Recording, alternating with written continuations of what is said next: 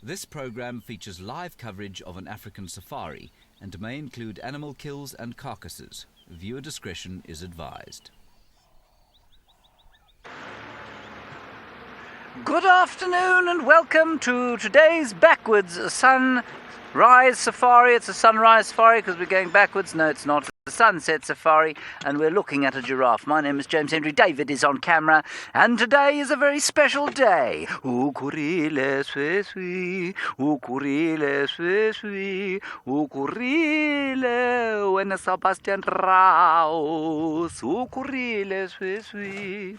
Happy birthday to Sebastian Rouse, now 10 years old in Cape Town. The reason Sebastian has got a very special shout-out is that Sebastian has not only raised money in order to make masks for people on the streets during the coronavirus pandemic, he is also a scout and has been part of many fundraising activities for animals and has done a lot for animals over his short lifespan. So Sebastian, happy birthday to you. I hope you're having a good time with us. Not only that, of course, he has insisted that he wakes up for all of these shows and he does this on his own, and his entire schooling schedule is around our drive. So it's the least we can do, Sebastian, to wish you a very happy birthday, and I hope Cape Town is not too awful. The giraffe's gone. Vanished.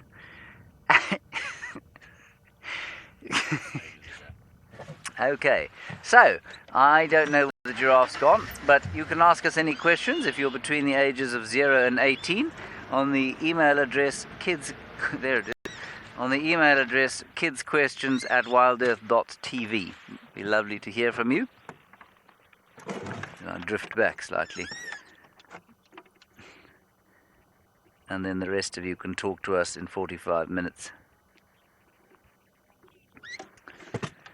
Brandon, giraffes defend themselves from attack with their feet. They've got vicious kicks, both front and back feet. And so they stamp down with their front feet and they kick back with their back feet. And that can often defend them against lions. It would mainly be lions that would have a go for them, otherwise a massive clan of hyenas. But almost always it would be lions that went for giraffe. They're also very big, you know. I mean, they weigh up to 1.5 tons, some of them, some of the really big ones. And that's huge. And so their size does help them a lot when they're being attacked. Our plan is to head off towards the east today. We had a couple of leopardy kind of tracks. Well, we didn't have leopardy kind of tracks. We had leopard tracks in the central parts of the reserve. We'll just go and see where they left. We're not going to focus too much on them. We're going to find whatever interesting things we can. Lauren has got a bird of prey from the top of a tree, I think.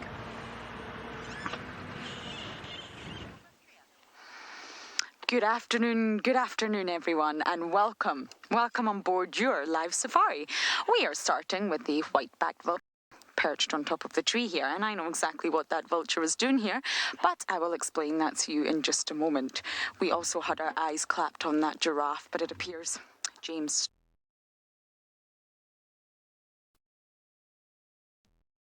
and that thumb belonged to Owen. James actually found a dead impala this morning, which was rather sad, but these vultures are here for that. And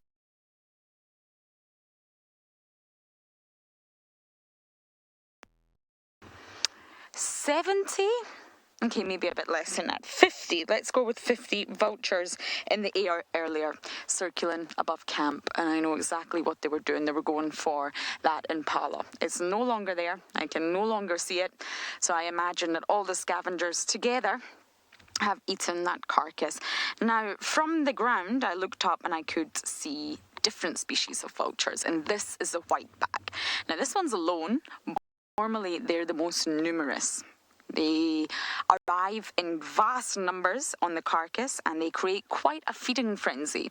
It's noisy, it's very, very noisy, and they're very aggressive with one another. First come, first serve. They just land in the hundreds sometimes. I remember up in Kenya in the Masai Mara, I used to see absolutely hundreds of whitebacks on a carcass. And normally you get the hooded, and sometimes you get the large lappet face that comes in as well. So I think that's what that individual is doing on the top of the tree.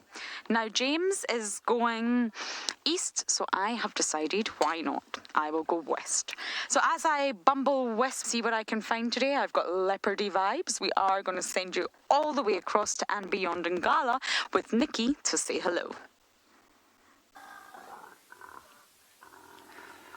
A warm welcome to all the kids. I'm Nikki here at and beyond Ngala, and with me with the camera is Marcel. So we just found quite a big herd of Impala. I think there's there have to be at least close to 80 Impala here. So I just want to quickly focus here. And if we give it some time, you actually hear the male group. Part of them are females and the youngsters. And whenever they start moving further away into more open area, the male actually starts calling, and then all of them are coming back together again. You know what I might just do is, it does look like there are a few in the area right in front of me. So give me 1 second just to move slightly forward, and then we'll be able to see them right through here. Have a look at how many there are. I'm going to stop right over here.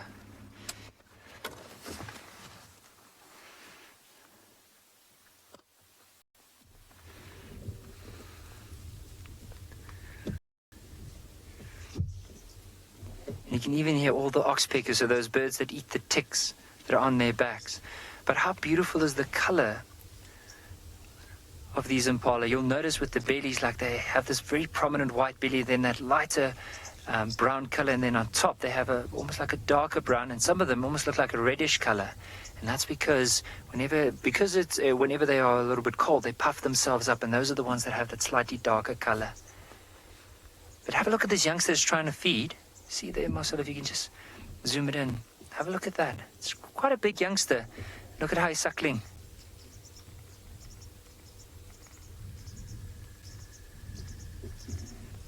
Also to the stage where mom's probably trying to wean this one, and there's probably not a lot of milk, but he's still trying to get a bit of milk. Now often when the youngsters try to suckle, look at how they puff their tail up. You can see that prominent white tail.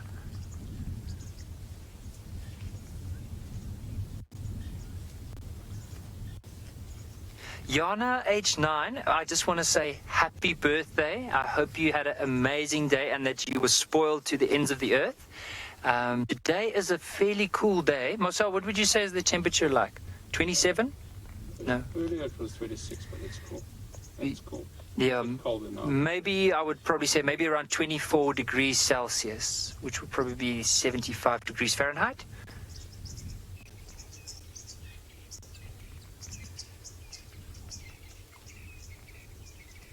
You can see a few of them are grooming themselves. You just see them scratching. Yeah, so apparently I heard it's 24 degrees Celsius, so it has dropped down from 26 to 24, so it is cooling down quite a bit. But what's amazing is normally with Impala, you do find them in quite open areas. Now, I do know some of you have probably seen a kudu before, maybe a nyala, and you've noticed that they have those vertical stripes, but with Impala, if you notice the colors on them, it looks like they have these horizontal stripes. So normally an animal that occurs more in an open area would have horizontal stripes, with those in denser areas would have the vertical stripes, which is really nice to see. So for now, we're going to leave this big herd and carry on. We're going to look out for cheetah and wild dog this afternoon. Oh, look at the male just chasing the female. See how he's all like grabbing them and bringing them back together. But for now, while we're looking at these Impala, let's head across to James with some wildebeest. Here are some wildebeest, another species of antelope that we get here, one of 9 species of antelope that we get here, and we're very excited to have them. As I said yesterday, they've done very well to get through the last little while because they've raised most of their babies successfully, and that's great because they often get eaten by all the lions. David, just very quickly, there's a carpenter bee You see him? He seems to be trying to get the pollen out of these devil's horn flowers. What a magnificent bee he is. He went left. Now he is there. And now he is there. Middle patch there. Yeah, there he is. See what he's doing? He's landing on the outside of each flower, and he's not actually going inside the flowers, I don't think. No, he's not. He's digging into the nectaries of the flowers through a little hole. He's digging a little hole there. Have you got him? He's behind the barn. Oh, he's behind the barn, naturally, and he's settled so nicely there. I've got him. You got him? There we are. Just see him. Now, what we're going to do, just wait for him to move off. See what he's doing? He's digging into the nectary there, and I'll show you actually. I'll go and pick one of those flowers, and we'll show you where he got into the flower. Now, I think that he's cheating, because I suspect quite strongly, yes,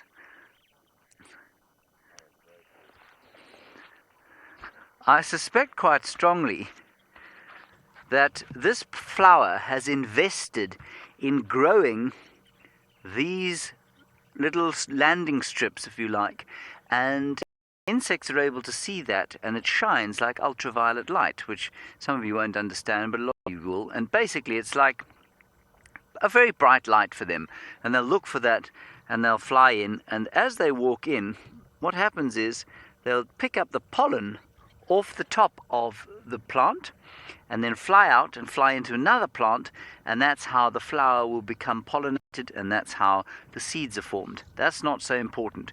What is important is that that carpenter bee is not doing his job.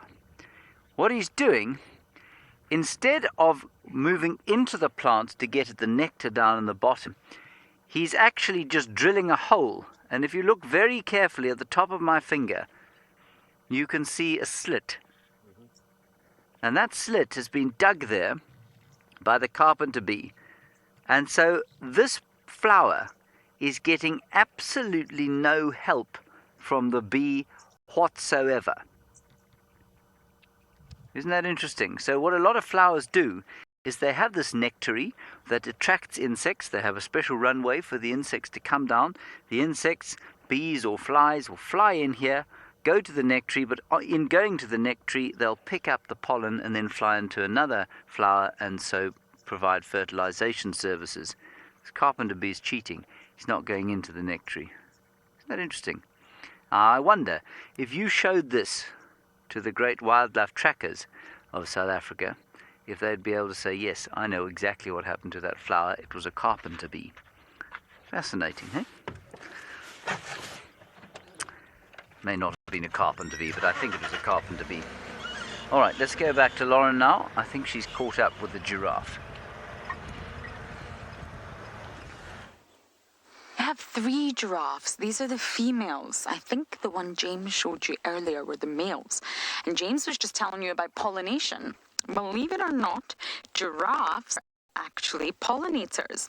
And they're believed to be one of the only mammal pollinators, because normally it's insects, including moths and butterflies and bats, that are your pollinators. Giraffes actually pollinate a tree called the knobthorn.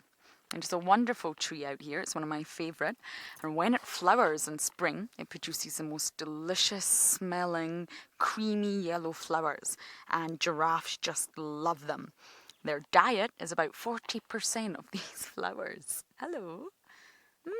Yes. But those flowers are not in bloom at the moment. So you would not think that many mammals are responsible for pollination, but giraffes are. And you can see she's just feeding with an oxpecker on her head. How pleasant.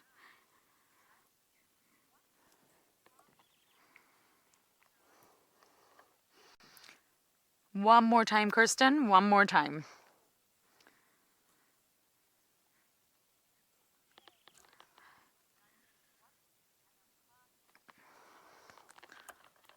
Shay, you're 9 years old from London and you're asking me what is a okapi.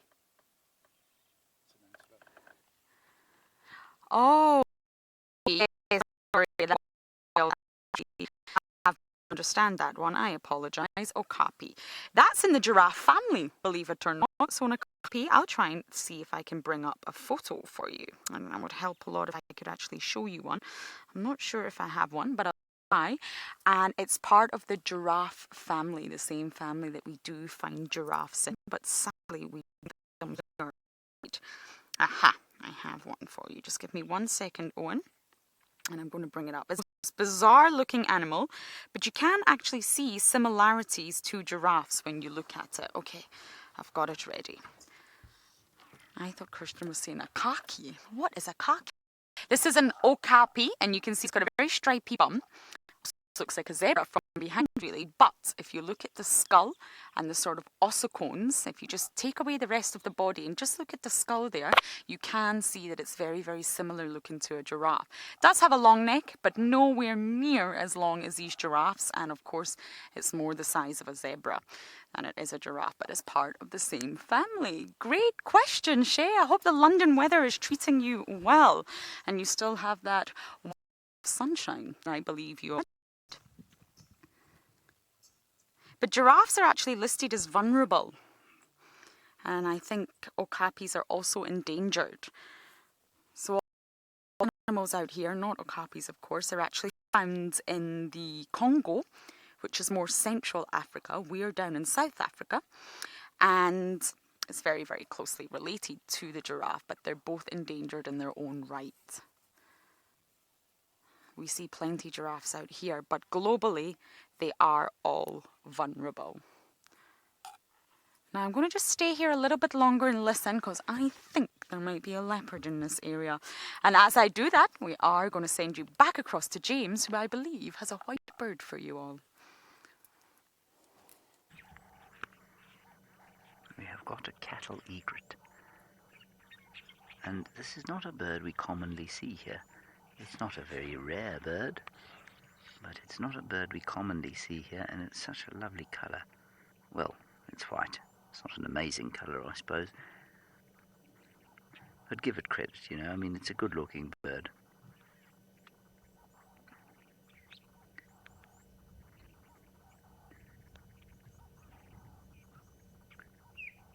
Now, the reason we know it's a cattle egret, because there are very similar looking egrets around, is mainly its size. It's got a yellow beak with a slightly black tip to it, and it's got black legs. So that makes it a western cattle egret. The other egret we could get is a yellow-billed egret, where that would have two-toned legs, and it would also be a little taller than that one. And then the great egret, which is substantially larger than that particular egret. So, this bird is also known as the tick bird, which is a little silly because it doesn't eat ticks like oxpeckers eat ticks. It just walks around behind big herds of herbivores quite often. Not so much in this part of the world, but in East Africa you see them all over the place, walking around in massive flocks through the grasslands where the buffalo walk or where the elephants walk. And they pick up whatever the herds unearth. He's quite a handsome fellow. And there's some Egyptian geese in the background doing a bit of rock climbing.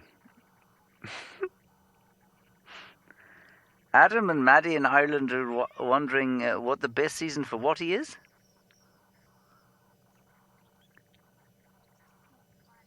For finding animals. Adam and Maddie, I'm not going to continue in my Irish accent because I tried a Welsh one the other day and I came across as somebody who lives in Mumbai, India.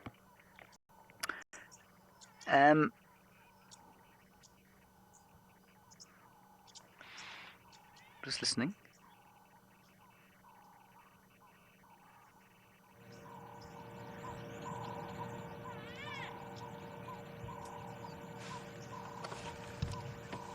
need to quickly drive, everybody. I can hear Impala shouting their heads off, not far from here. Adam and Maddie, the best time of the year to find animals is probably in September and October, when there are no leaves on the trees, and the grass is very short, and the rain hasn't come yet, and so the water is all concentrated in sort of small areas, and so all the animals have to come down to drink at the same places, and the predators therefore know that, and they come and they hunt there. So September, October is probably the easiest time of the year to find animals. But the big difference, or the tricky part of that time of the year, is that it's not beautiful like it is here now, right? So it looks beautiful here, it's green, there are flowers around, and it looks pretty, but it doesn't look pretty in September and October. Well, it can if you are used to it, but if you're not used to it, then it's sometimes a little ugly. Alright, we're just going to see if the impalas are shouting at something worthwhile while you go across back to Nicky at Ngala and see what he's having a look at there.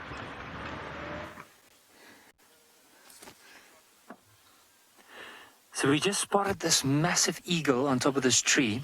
Now, if you look at the size of the bill, and also like if I had to compare him, he's nearly like a meter, probably not a meter, but almost a meter from the tip of his feathers to the top of his head. It's a big martial eagle. Just look at the back of his head. You'll see there's a little crest and a very sharp beak. Now this is quite a big eagle that you find in the area. And I wonder if this eagle is using that maybe as a little vantage point, because he'll often go for a small antelope, maybe like young impala, maybe steenbok, maybe a scrub hare, anything his or that size and smaller, but a very big eagle.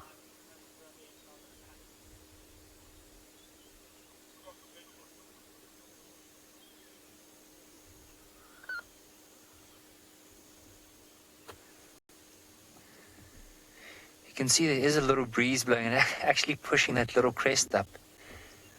And also look, like right in front of the chest, there's quite a lot of like white, it almost looks like dawn feathers moving. But the back and the color of that tree is very, very similar. It'd be interesting to see if this eagle turns around, because it has this beautiful white chest and belly with like this small spots across the chest and on the belly.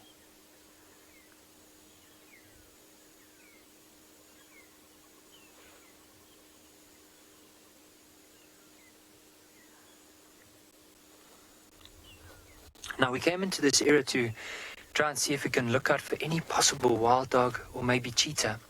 And one of the things we were looking out for was vultures that could possibly give us an indication if there's a predator in the area. And as we were driving, we saw this eagle, but almost the size of a vulture. Just look at that, staring very intently, probably just scanning between the trees, maybe amongst the grass to see if there's anything moving.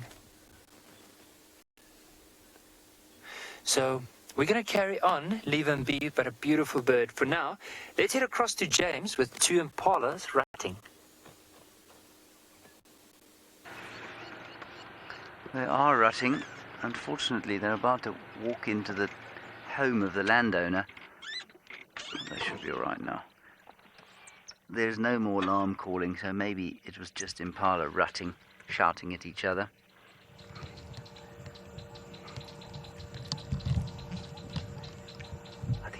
We had these 2 earlier. They didn't look like they actually were going to have a physical fight, but they might now.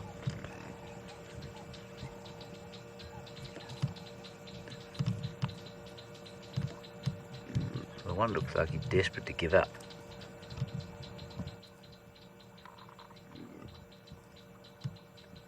Bit of belching, burping at each other. The one leaving his glandular markings on the tree, showing the tree who's boss.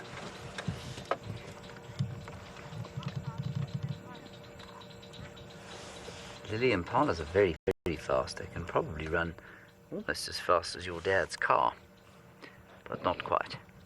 That's pretty fast.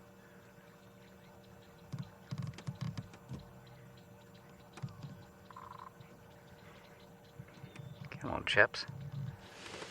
either back off or have a fight, but this dancing about is tiresome.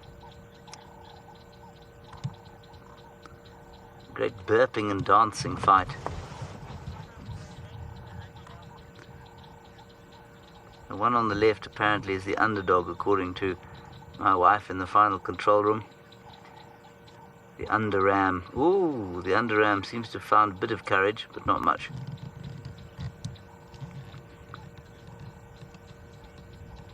Now what they'll probably do, in order to really irritate us, is have a fight behind that bush, so we can't see it happen.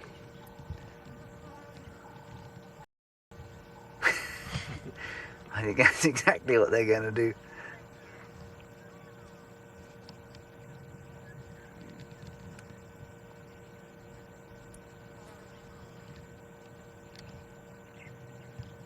Yeah, I don't think that one's very interested.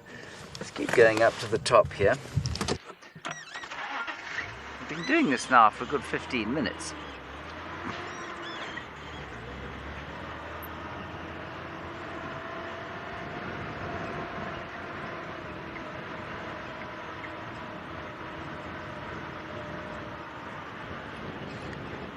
The Impala have long horns because this is what they use them for. They use them to fight with each other, to intimidate each other. So one's got very small horns, he will be afraid of one with very long horns. And I wonder if it doesn't maybe also attract the ewes. I think we've had a bit of a switch here. The underram seems to have found his courage and is now forcing home an attack, although attack would be a very strong term for what we're witnessing here. Still there's some burping and belching, very little action, and they're now going back to... Whoa, that was close. Almost a threat. This looks like it could escalate into an actual physical confrontation, probably just as they go behind the vehicle. Here we go. Ladies and gentlemen, we're in for a battle royale.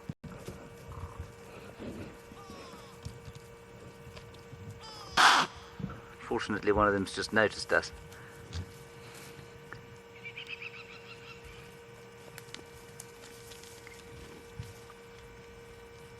What a bunch of idiots. Oh, we have to get back down the hill because they're going the other way. Now that's the sound we heard, in case you were wondering, when we were looking at that egret. There, now they're hitting each other.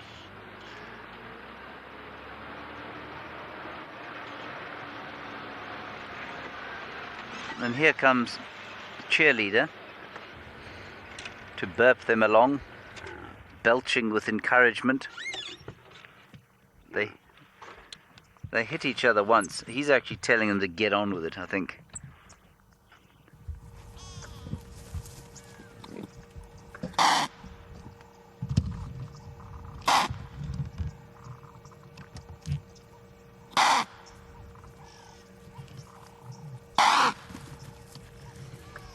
Amazing sound, eh?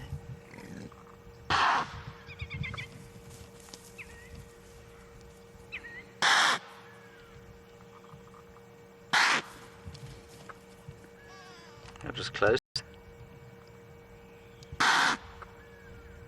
Probably a lion behind us. It isn't. So I think that's what we were hearing down there by the water.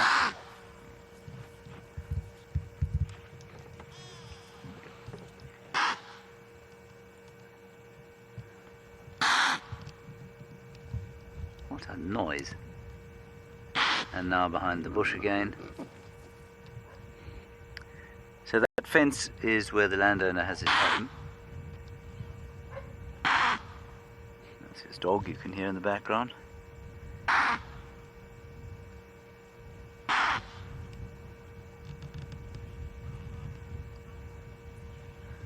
Jaden, I think they can see probably about as well as you can, except much better in the dark and not as well in colour.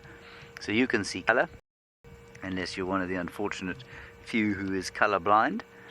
And they can't see in colour, but they'll see much better at night than you can. Alright, I think we're going to move on from here and carry on around, perhaps see the little grebes, but we'll go past another waterhole on the way. Lauren's still with the giraffe. Let's go over to them.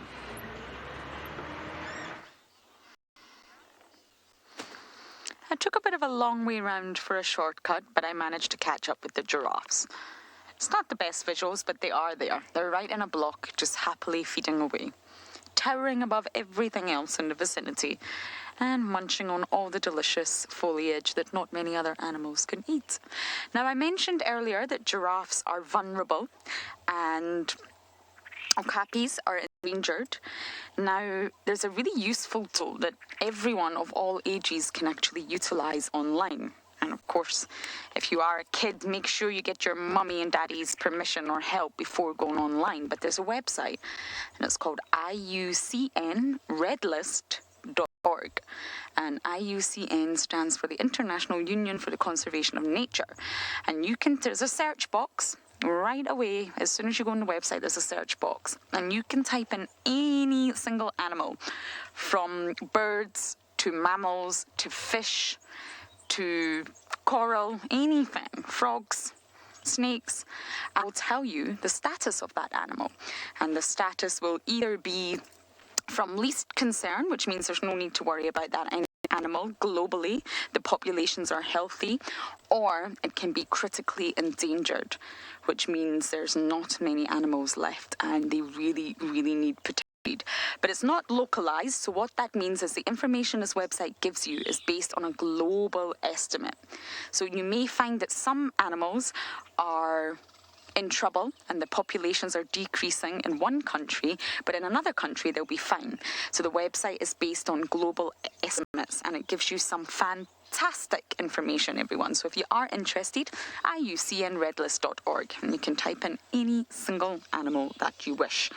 And it's believed that global wild giraffe populations have actually declined by as much as 40% in the last 30 years. So that is worrying. They are endangered, I'm afraid, but we are lucky to obviously have many, many giraffes gracing us with their presence.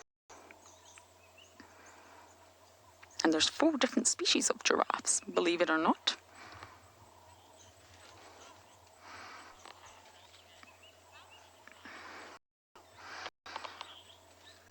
Lauren, what a great name, Lauren.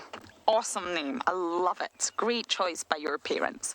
You're 12 years old from South Africa and you're asking about pollination because I mentioned that earlier. So they're pollinators of the knobthorn. So specifically the knobthorn tree. I can't immediately see any knobthorns around me, but when I do, I'll try to show you one. It's also known as the tree of life, and they love the flowers. So they go to eat the knobthorn flowers, which smell so lovely. They're my favorite flower out here. And as they do that, they of course get pollen attached to their face. And I'm sure James was explaining the process of pollination. And then they go to another tree to eat more flowers. And then what they're actually doing is transferring the pollen from tree to tree. They get it on their head, they get it on their neck, and they're depositing the pollen on every single tree they visit. So it may seem a costly way for the tree to actually pollinate itself by allowing the giraffe to eat the flowers in order to pollinate. But they produce a mixture of flowers, and some are actually sterile, which means it doesn't really matter if the giraffe eats them or not. It's not going to affect the tree. So it's a really, really short flowering season for the knobthorn. I'm definitely going to try to find you one at some point in this drive. And the giraffes could never, ever eat all the flowers. And that's why the knobthorn still survives and thrives, and the giraffes get to eat all the delicious flowers, and the trees become pollinated, or the flowers, get pollinated. Now, the giraffes are not actually meaning to pollinate the flowers. They don't know that they're doing that. It's indirectly. They just get the pollen all over their heads and necks and their ossicones and their lips, and by the time they reach the tree, they're passing it on. So they're said to be one, if not the only, mammal pollinator. And it's fascinating because they do such a good job of it. And they don't really get recognised for being pollinators either, whereas insects do. And of course they can fly, but giraffes walk great distances. They're said to cover about 16 kilometres per day, and that's how they're able to visit so many different trees. So we're going to leave these giraffes now, and we are going to head west, but I believe Taylor at Ecotrain in Karongwe has a spotty surprise for you all. Hello everybody and welcome to Karongwe Game Reserve, where we are sitting with a female cheetah and her 2 cubs. I'm not going to worry too much about introducing myself, but I am Taylor, and on camera with me today is Alex because, well, these are just so adorable, and we've been trying for a day and a half now to get another view of these beautiful, beautiful animals. This is incredible.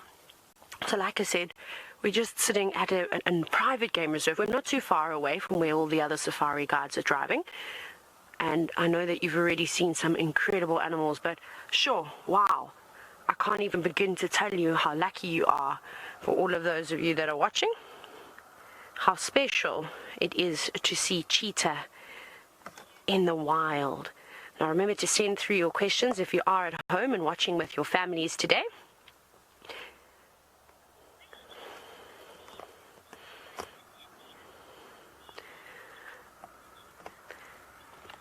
Hello, Avi, you're 5 years old and you're all the way from India.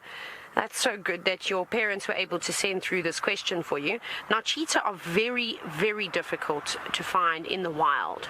And we're lucky here because we've been following this female cheetah and her cubs now since they were born. So they are between 1.5 months and 2 months old. So they're tiny little babies. And cheetah in general, unfortunately, there's not many of them left in the world. A lot of the cheetah that used to occur all over Africa have actually disappeared, Avi. So to see this is very, very special. And I've only just recently, in the last few days, seen cheetah that are this small. Before that, I've never seen such young little cheetahs. So I'm so happy that you are with me, and this is the best view we've had of them too. They've been hiding away in very thick vegetation. Also, when I say vegetation, Avi, I'm talking about the trees and the grasses and the flowers and all the different types of plants that occur in this area. So that mom is getting very, very used to the vehicle now. It's taken her a little bit of time, but it's getting better and better. Now, another question from a lovely young lass named Lily, all the way from England. You've probably, maybe if you've been watching for the last little while, watching WildEarth and these live safaris, you've maybe seen a lion roar, or perhaps you've watched on television and you've seen tigers roaring as well, heard them. So Lily, no, cheetah, funny enough, they cannot roar. So they can't do a big I can't do a roar very well, but I'm sure you can imagine what they sound like. I can't do that very well. Instead, they sound like birds. Now, I know you probably think that I'm talking absolute nonsense, but when they communicate, when they talk to one another, they chirp. They make chirping sounds. And that's got to do with their type of voice box. So it does get a little bit complicated, but essentially what happens, Lily, is that the cheetah's voice box, like us, you know, that allows us to speak, it can't expand. It can't get as bigger, and it can't stretch very well like a lion or a tiger's voice box can, or a jaguar's voice box can, and that allows them to speak. So instead, cheetah, they can growl, of course, so they can make a growling sound, but they make these very high-pitched noises. Maybe, just maybe, if we sit here for long enough, we will be able to hear mom talking to the little ones, or maybe the little ones chatting to one another. But I say this, Lily, and it's very, very rare to hear cheetahs making those noises, because people normally want to stay quite quiet. They don't want to announce to everybody in the bush and say, hey, I'm over here. They want to stay nice and hidden, especially something like a cheetah that is not as big as powerful like a hyena or a lion and a leopard. And you can find all those animals here at Karongwe.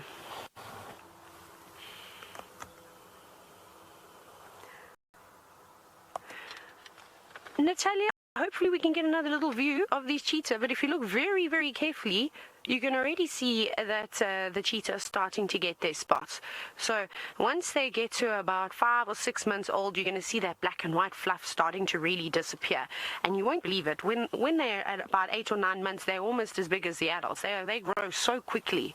It's very, very important for animals out here to start to grow. So they're not going to get their spots all of a sudden and shed all their fur.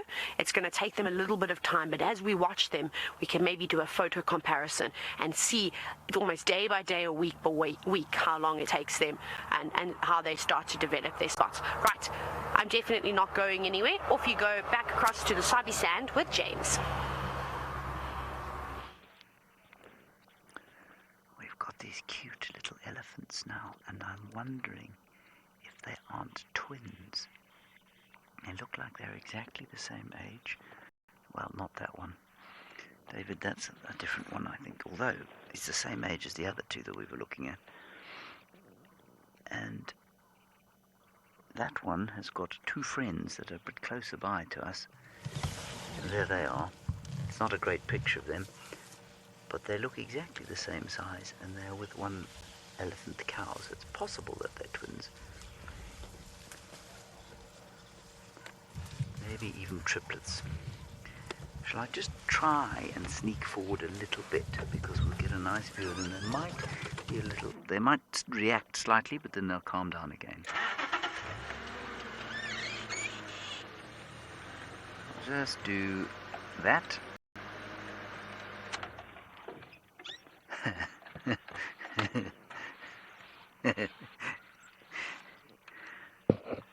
Hello, Layla. You're 10 years old and wondering what the largest animal you'll find here is. This is the largest animal you'll find. Well, when he grows up, he'll be the largest animal we find. Elephants are the largest land mammals in the world. And the only animals that are bigger than elephants are some whale species, but they all live in the sea. And there's no sea here in the Kruger National Park, or in the Greater Limpopo Transfrontier Park, or in the Sabi Sands.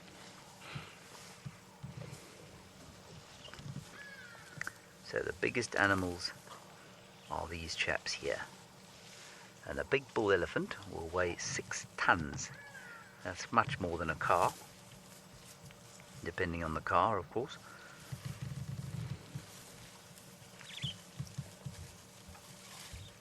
And the little one there, I'm going to say he probably weighs about 300 kilograms.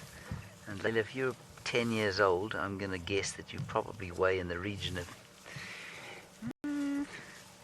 maybe 18 kilograms, plus minus. Let's call it 20. We'll assume that you're quite tall. 20 kilos. So that elephant there is at least 15 of you. Probably 15 to 20 of you. That little elephant walking away.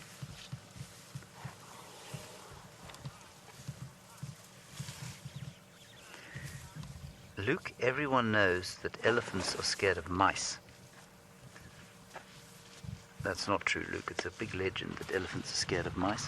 I'm just gonna... I haven't run away, I promise. I'm still here. There I am. I'm just getting out of the way so you can see the elephant. Luke, elephants are scared of quite a few things, actually. I wouldn't say scared, they're wary. They're very defensive of their babies. And so if they come across lions, they don't like that. They'll shout at the lions. If they come across wild dogs or hyenas, also they'll shout at them and make a big noise, even though the chances of them being eaten by lions are very small, or hyenas. So they're not really scared of much, truly. They are scared of human beings, though. If I got out of this car and I started making a noise, they'd most likely all run away. Or they'd become so afraid that they'd attack me.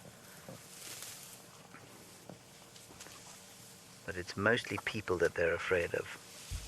Right, we can now take questions from everybody. You can send those through to the hashtag WildEarth. Otherwise, the YouTube chat stream or Twitch chat streams will work just as well. Kids, you can carry on sending your questions as well if you'd want to. Anyone can now send questions.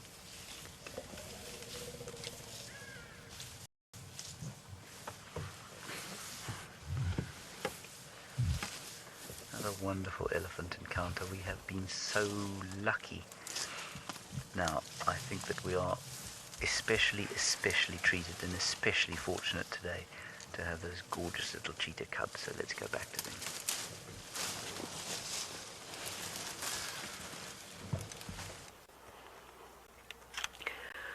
I think today is going to be a very good day. Welcome back, everyone. We're sitting here watching two adorable cheetah cubs play around and jump about on one another. Look how amazing this is. Mom doesn't seem to be too perturbed, so this is actually quite interesting. She's becoming more and more relaxed with the vehicles and the idea of us viewing her in the car with her youngsters.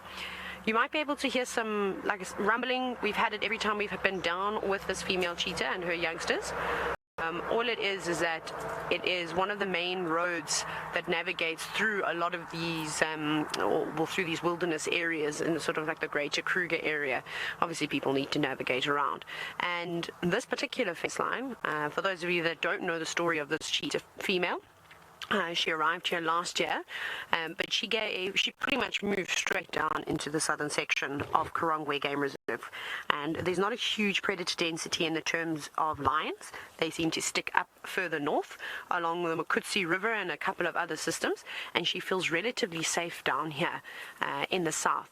So she moved down here. She then gave birth down here. This is her first litter of cubs, and she hunts fairly regularly. We've had her on an Impala kill not too long ago too. So she likes the fence line. She often walks the fence line. In fact, today I was told by a truck driver, he waved me down and mass hysteria saying that he saw cheetah.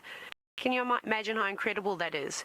You're driving your truck on your way to work to drop, whether it may be a food delivery vehicle, and he got to see a cheetah. I think that's pretty awesome. It's not everybody can afford to go on a safari, so I'm so chuffed, and I bet that fella is going to have lots of stories to tell his family tonight. But look at them go. They're really getting excited now. They've got little pot bellies, so they must have had a nice feed of milk, and now they've got a burst of energy.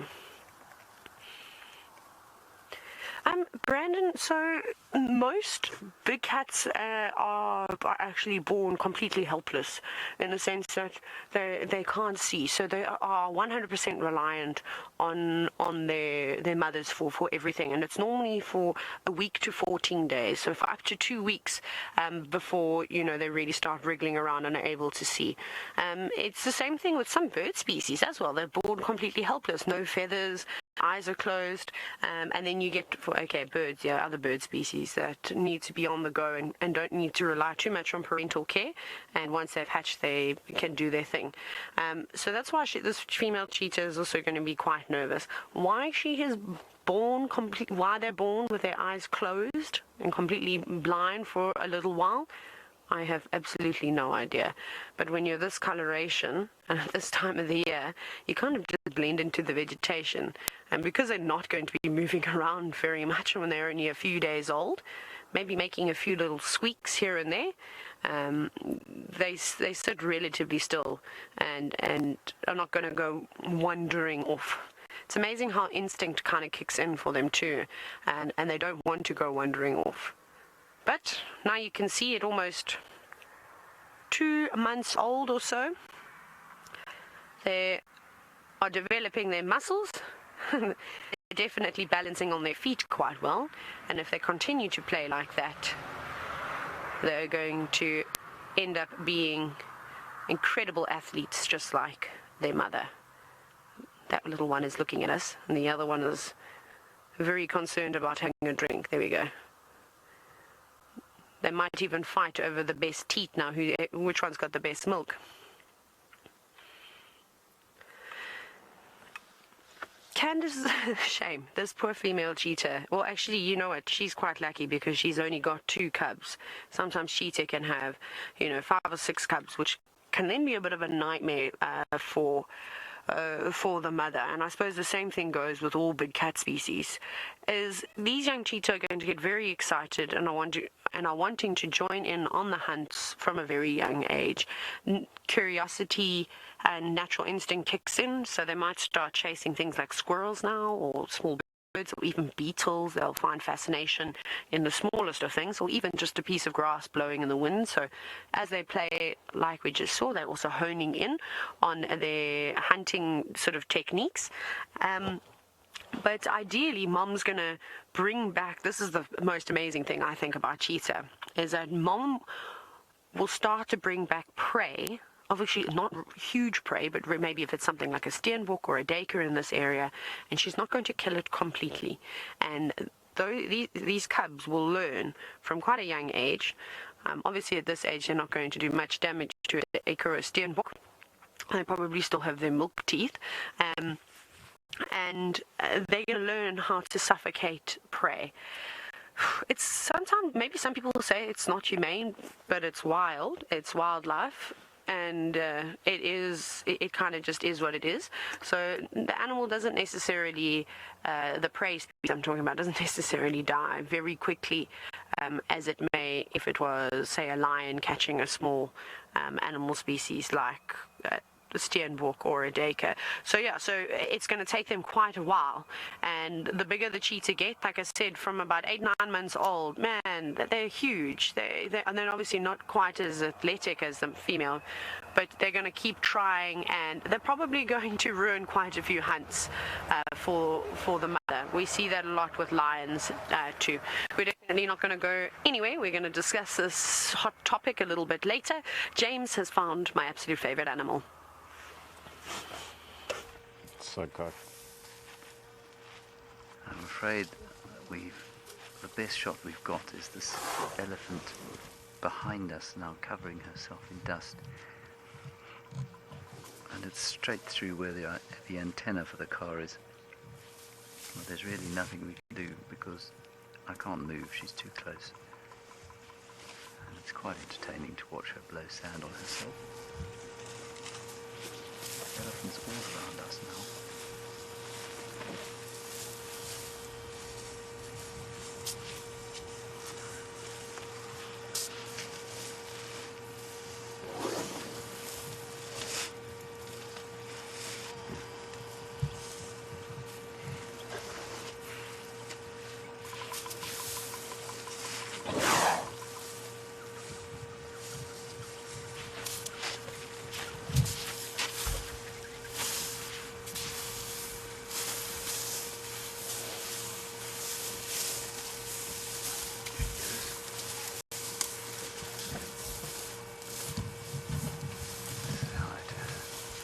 Ones, showing them what to eat and where to eat it.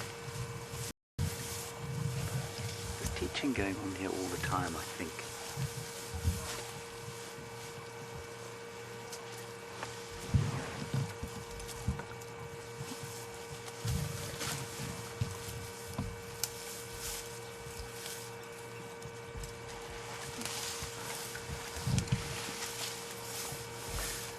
Brooke, you'll read that elephants like to do that because apparently what it does is it helps them get rid of ectoparasites, so ticks basically.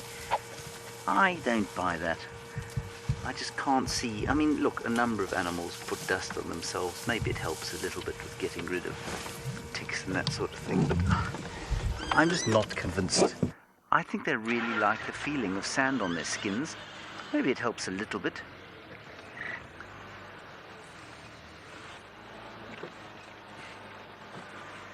This elephant was also throwing some sand on us. And now, why must you be behind us? Let me just try and maneuver ourselves a little bit so that we can see what's going on without having to look through a barrier of technical equipment. Sorry, my dear, we just want to have a look at you, I promise. And you got yourself into a dreadful position. Yes, you did. Nothing I can do. You know us by now. You know where the camera is. You know what we want to see.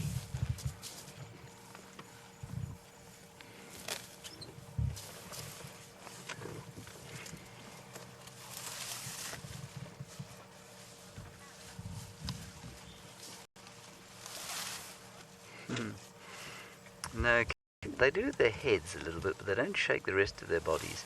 If you watch their skin, it doesn't flick like a cat or a dog skin does. or even an Impala skin. And I think that their skin, although it doesn't look it, is tighter than you'll find on a cat or a dog's. So, you know, they don't give that kind of shake that gets rid of everything.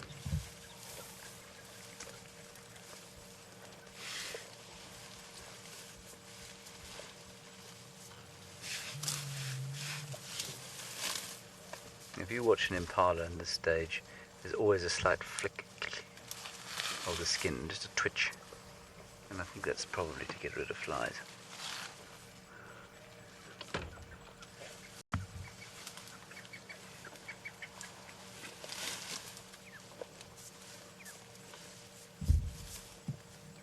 She's using her tail there to scratch a little bit.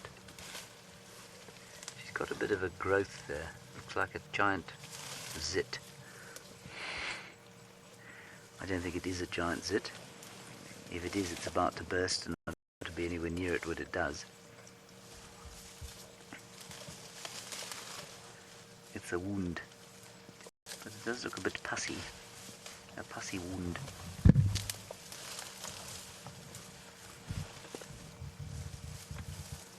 You can see it's bugging her though. And I think what she's doing maybe is keeping the flies off it. Let's see if a fly tries to land there. Or she's just giving it a scratch.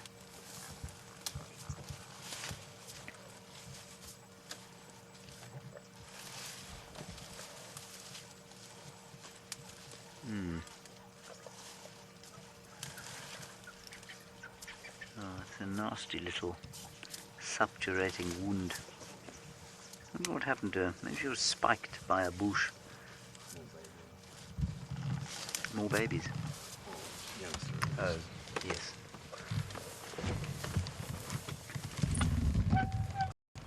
Oh, yes, hello. Just noticed us, have you? Come and say hi. Be polite.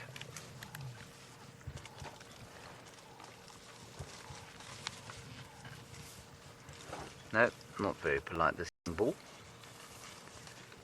Might be a young cow. I can't tell whether it's a bull or a cow at that age. I suspect that you can tell from the way they behave, though.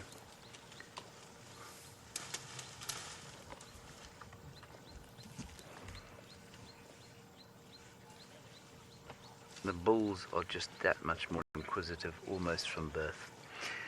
Let us now go up to and beyond Ngala, where Nikki is in the bed of the Timbavati River, driving. So we tried to see if there was any signs of wild dogs, and oh, there's actually an elephant. Just want to see if we can carry on a little bit on in the river, and then maybe see if we can get him from the side and see what he might be up to. But I was about to say, we're looking for wild dogs and cheetah. We scanned a few of the open grasslands. Unfortunately, we weren't lucky, so we've moved into the river to give it a bit of a leopard search. And then from there on, we'll head across those lines. But let's just see what this elephant is up to. It's quite a big elephant. Wow, look at that. Just stop quickly.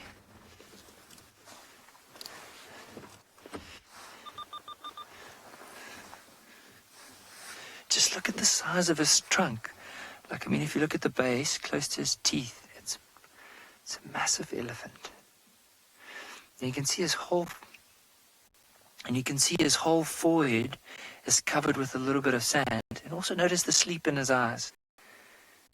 Let's see when he picks that grass, if he would hit it against his chest and then put it in his mouth. Have a look. Often with elephant bulls, they tend to do that, especially in the rivers. And I'll explain that now. Let's just have a look and see if it happens. Wraps his trunk around, pulls the grass. Let's see if he just hits it against his chest. Ah, there we go.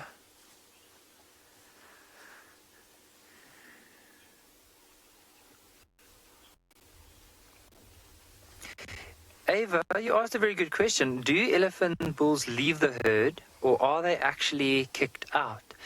Now, what I've noticed is that, oh, look at him just rubbing his eye. Might have got a bit of sand in his eye.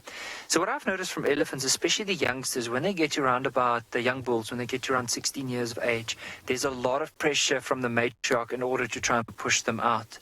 And then whenever they move away from the herd, they're pretty stressed, and they can often, you can hear them in the distance calling, trying to join up with the rest of the herd again. But slowly but surely, the herd will start pushing him away, and then from there on, he'll start and join up with other elephant bulls. But I just wanted to explain what he's doing here. So every time he hits that grass against his chest or his legs, he's trying to dislodge a bit of the sand, because with elephants, they eventually die because of starvation, because their teeth get worn down to such a stage where they can't properly chew and digest their food. And so for him, every time he hits the grass or the sand off, it means that he is actually looking after his teeth.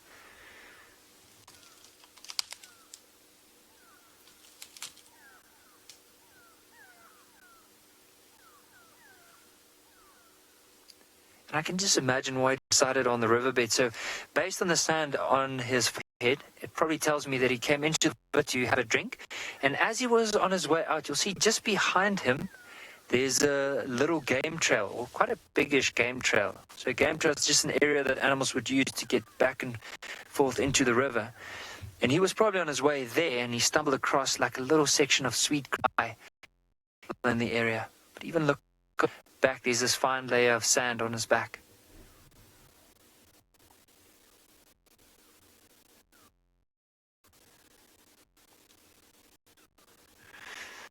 But I think what we'll do is we'll probably leave him be, let him carrying on to feed. He'll probably have to feed still quite into the evening, maybe into the morning, and then probably head back for some water. But for now, let's head across to Taylor with those cheetah.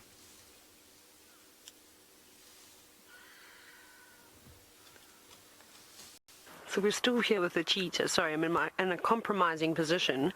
You can have a look how we've just basically pulled off the road. I just want to show you. Very, very thorny tree here. We've got a buffalo thorn that has basically captured us. But it's okay. We're surviving. The things that we do for good wildlife viewing. I'm going to drop my head very quickly so I don't get into the camera's way. So we are still sitting with the cheetah. And they've had a big drink now. They have been cycling pretty much since she last left us. They've been having a drink. And now, I think, what I would do if I ate a big meal, and as do all predators do, I'm going to have a little sleep now. And I bet that this female cheetah is very excited. Did you see how her ears just pricked there for a moment? So cubs have gone to sleep, but she's still very, very focused. And I was speaking to one of the researchers that were going up and down also trying to find her. They found her for me, as well as the truck driver gave us some intel on where to go searching for her. I think she's hungry, and I think she's going to use this opportunity, this nice cool windy day, to try and get something to eat. But she's also on high alert because she's a cheetah, and unfortunately predators rank quite low down on the predator hierarchy. And she's got 2 little cubs, so of course. So it wasn't yesterday, it was the day before. In between game drives, she managed to catch a female impala, and she ate most of it. So she's definitely still full. I don't know if you remember, it was quite difficult to view her, but her stomach had completely ballooned out. It did look like she'd swallowed a beach ball. And I think that cheetah are probably the most hilarious. If you've ever seen a cheetah after it's gorged on whatever animal it's managed to capture. So that was good for her. The cubs were also there. We also saw them munching on a bit of meat. Again, I don't think that they were ingesting very much. I think they're just getting the taste, getting used to it. They're definitely still suckling. But it meant that, of course, Mom's mammary glands could fill nicely so that these little sweethearts could have a nice drink. But now she needs to get something else. Now, Donna, goodness gracious, I don't even want to discuss dominance with this cheetah, or these 2 cheetah cubs, because the likelihood, and I'm very sorry to say this, I know I may sound like a bit of a Debbie Downer, but the likelihood of these cubs actually making to adulthood is slim to none. 90% of most cheetah cubs don't make it to adulthood, which is quite sad. But I say this The reserve that we are on, it's fantastic. It's probably one of the most beautiful reserves I've seen, especially with the Drakensberg backdrop and the huge river systems here. And this section of the reserve, like I was saying earlier, there's a low predator density and it's very thick. Have you noticed? Can we have a quick zoom out just to show everybody how dense it is? We're in a little drainage line at the moment. Look at this. I mean, you've seen us. We were completely engorged by this tree. This is not, I use this term normal cheetah territory, right? Every time I bet you've seen a video of a cheetah, or you've seen a picture of a cheetah, it's been out in the open. Probably in the Masai Mara or the Serengeti type of ecosystem. So open plains where, of course, they are very well adapted for hunting. Very difficult for them because out in those open plains, there's not really much for them to sort of hide their cubs around. They normally use rocky outcrops. But in an area like this, she has got, I think, a better chance of successfully raising her cubs. And if she keeps away from the big pride lines that roams around on Korongwe, she's going to have an even better chance if she stays out of trouble from the leopards. If the leopards don't find where she stashes her cubs, she's going to have an increased chance. So fingers crossed that they do make it to adulthood. If one survives, I think that'll be fantastic, but who knows. Let's see, they're still sleeping. You see, they don't even respond to the sound of my voice anymore, which is good. I'm happy to see that. I mean, they're curious and they're constantly wanting to look around, but this just goes to show you how awesome it is that we can be not very far away from a female cheetah with very young cubs and they're quite happy to go to sleep. And she's got her back turned to us. So just in case you were slightly concerned that we maybe were disturbing her, you can see that she doesn't mind us at all. The fact that I'm talking and none of her ears are facing my direction also means I think she's heard something. Let's see. Now she's just listening around. So yeah, let's see how this lovely lass goes.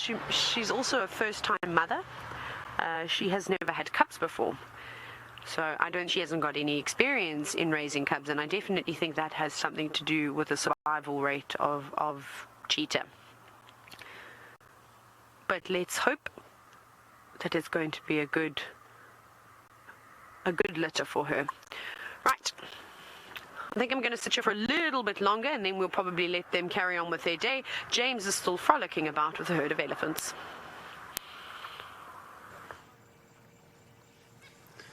I'm not doing a great deal of frolicking. I'm certainly sitting here with these elephants, enjoying them very much. We've had a lovely time. They just carried on feeding and I've been watching that little one there. Naturally, Nard has decided to stop. It was digging little holes for itself on the road and then picking up the sand and throwing it all over itself, while all the others just feed very quietly around us.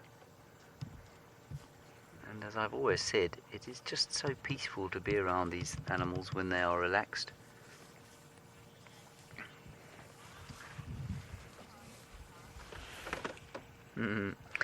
Luke, baby elephants find it entertaining, I think, to test themselves against the vehicle. So within the safety of the herd, they like to test themselves. It's just the same as a human being who, let's say, think of a young boy who challenges a much older boy or a man to a running race.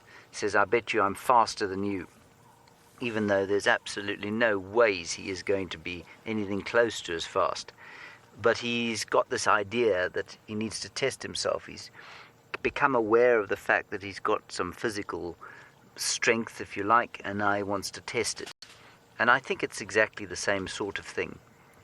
Young bull or young cow sometimes, but I think it's mainly the young bulls, suddenly become aware of their, I suppose, social standing almost within the herd, or their physical being a little more than they had before, and then now they want to test it.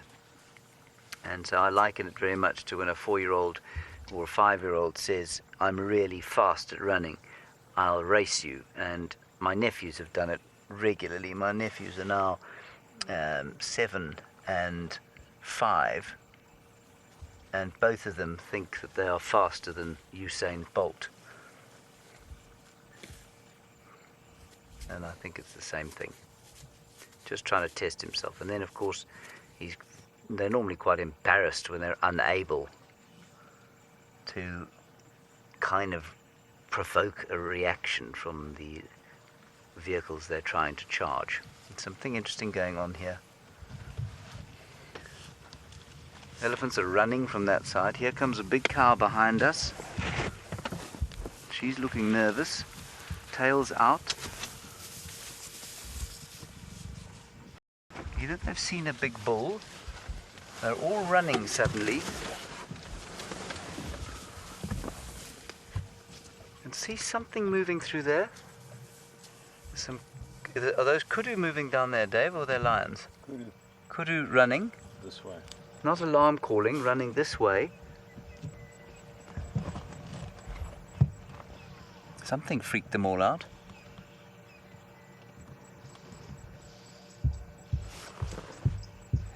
Gone. Let's just quickly drive in here.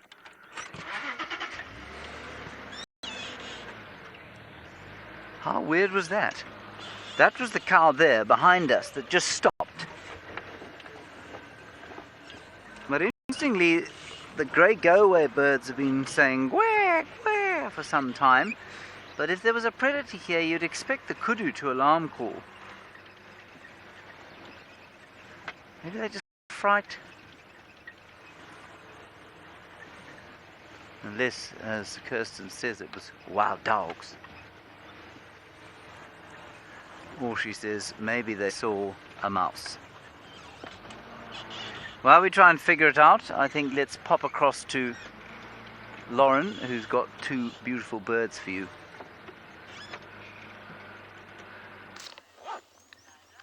I have a pair of Pterathopius ecaudatus. Yes, one of my favourite Latin names. Two Bateleurs. Marvellous face, no tail. That's what the Latin name means, and it's exactly true.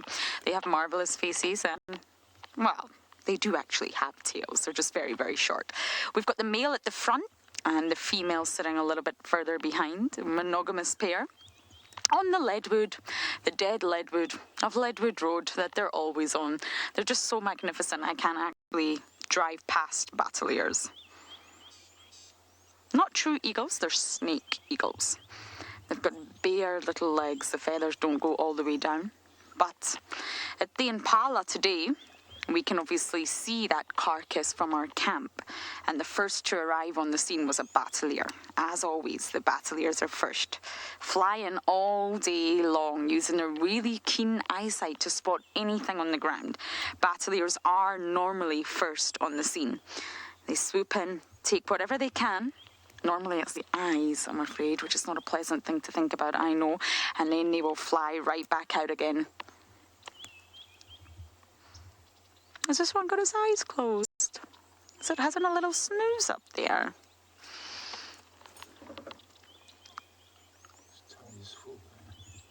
Oh, yes, it has. It had his eyes closed. Oh. Having a little snooze. It's a very grey and gloomy day. I have just been talking about how it really is the perfect time for predators to be mobile. Really want to see a leopard. So the pair of Bateleurs have obviously been flying all day. They fly for long, long bouts during the day to spot whatever they can. They've got to compete with all the vultures. They've got to get in there before that feeding frenzy of vultures occurs. And they do that by just flying all day long. So they're probably exhausted, to be perfectly fair. You enjoy your little snooze, Bateleur, with your wifey. I think they're maybe having a little bit of a domestic. They're sitting on separate branches. Leadwood is a perfect tree, even dead leadwood, because the wood is so dense, hence the name leadwood, that it can support the weight of heavy, heavy birds. White-backed vultures also use it for nesting as well. Look at the feathers on the legs. You can see they don't go all the way down to the ankles, though. Okay, I'm going to move on. I've got good feels for the southern boundary. But as I do that, it appears that Nikki, all the way at Ambionangala, has a huge herd of buffalo.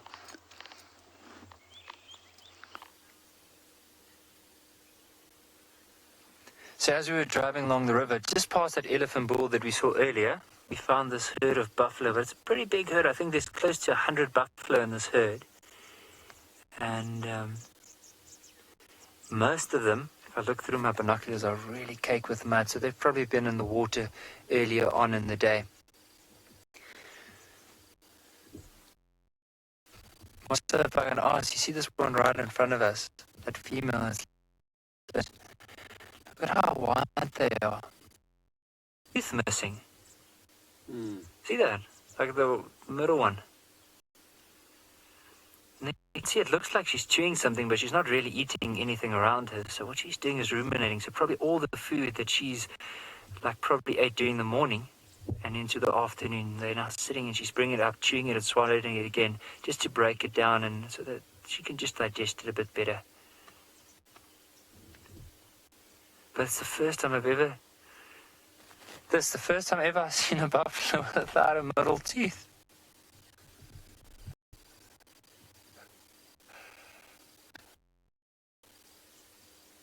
Just look at all the flies around, like in between the horns and behind the ears. You can imagine that's why she's constantly moving her ears, trying to get rid of those flies. So for now, we're going to probably move past this herd of buffalo, but let's send you back to James with the juvenile eagle.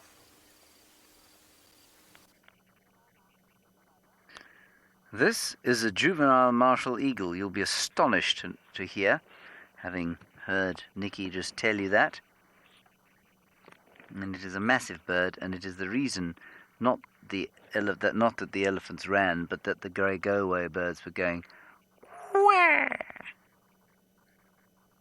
Because I can't see why else they would be shouting, and this would provide a good reason. Now, this is the biggest eagly we get over here. That one's a really nice example of an immature martial moving on to adult plumage, and you apparently saw the adult with Nikki a little bit earlier.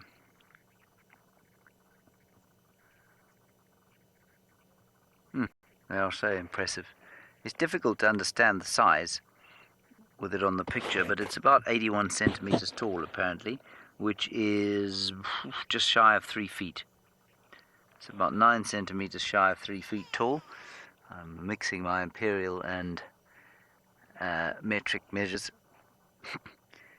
Hopefully that's helping some people. So just under 3 feet. And a wingspan, I'm always impressed by the wingspan. Most people are impressed by the wingspan too. Let's see if they'll give it to us. Wingspan up to 2.4 meters. 2.4 meters is 7 feet? 7 and a bit feet? Which is an impressive wingspan, I think.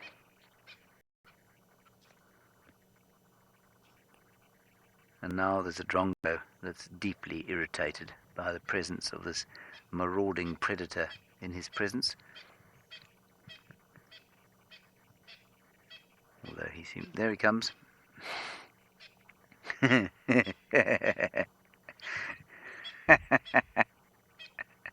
Yep, it hit his head. They are scared for nothing, the fork-tailed drongo.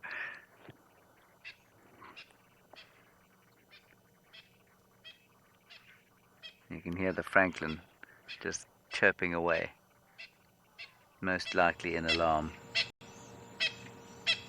I still don't know why those elephants moved off like they did.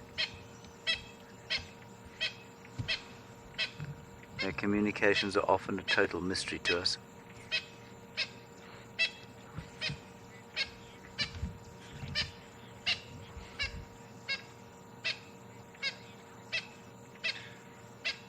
Gremlins General, what an excellent question, truly. I mean, one of the best we've had. Do immature eagles make a lot of jokes and pranks? You mean like immature human beings might? Yes, they do. They do exactly that sort of thing. They tell bad jokes, they apple pie their friends' beds, they do nasty things like put cling wrap over the loo and that sort of stuff. You know, really immature, tiresome jokes. That's exactly why they're called immature martial eagles. Thank you for that, Gremlins General. Brilliant question.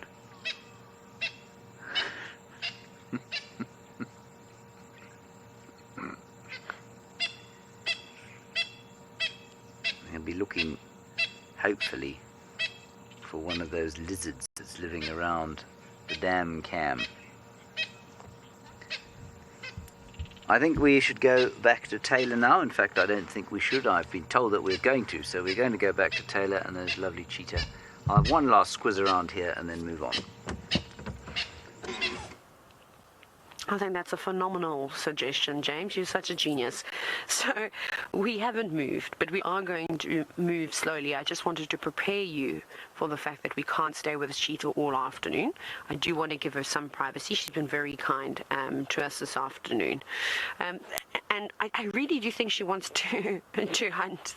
Look at the little one, fast asleep, just every now and then trying to sit up nicely to try and get one more mouthful of milk.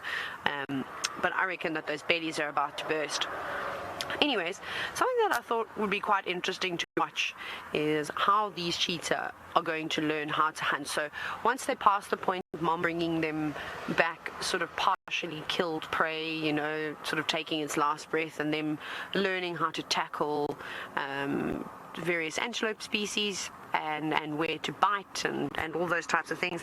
But this game reserve, and I've expressed it more than once, is very, very thick.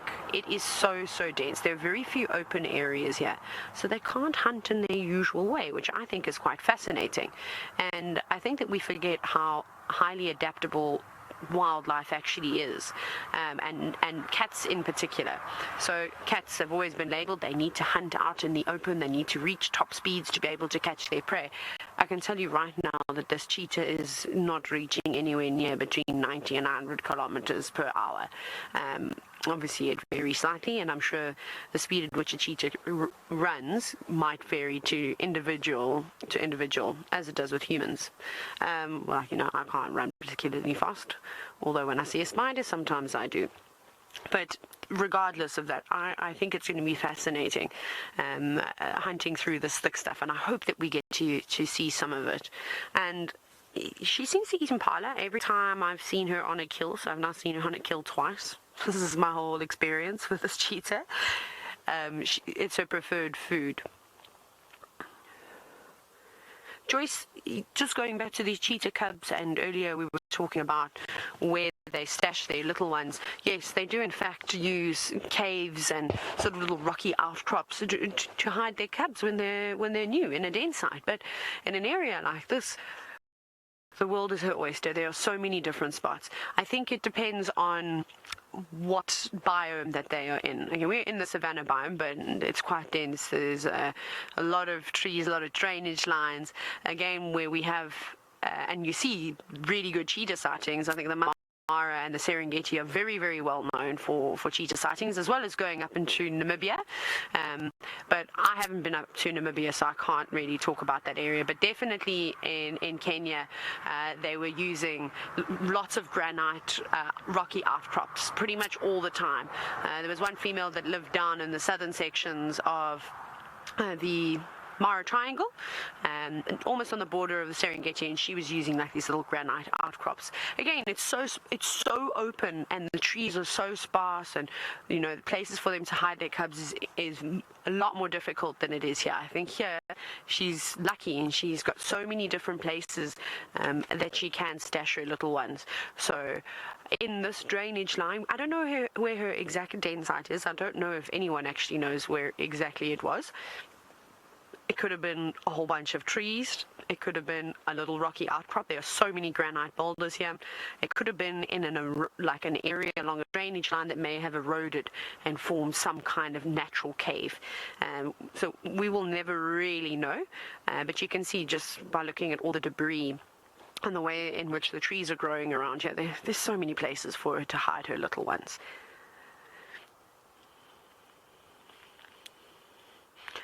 Now, Melissa Poor. I wish I could show you the cheetah that are responsible for creating these two adorable cubs.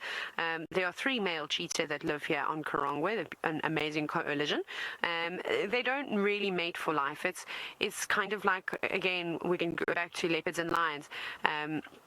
Male cheetahs will have an area that they tend to patrol, and within their sort of area that they'll be walking around, cheetah can travel a huge distance.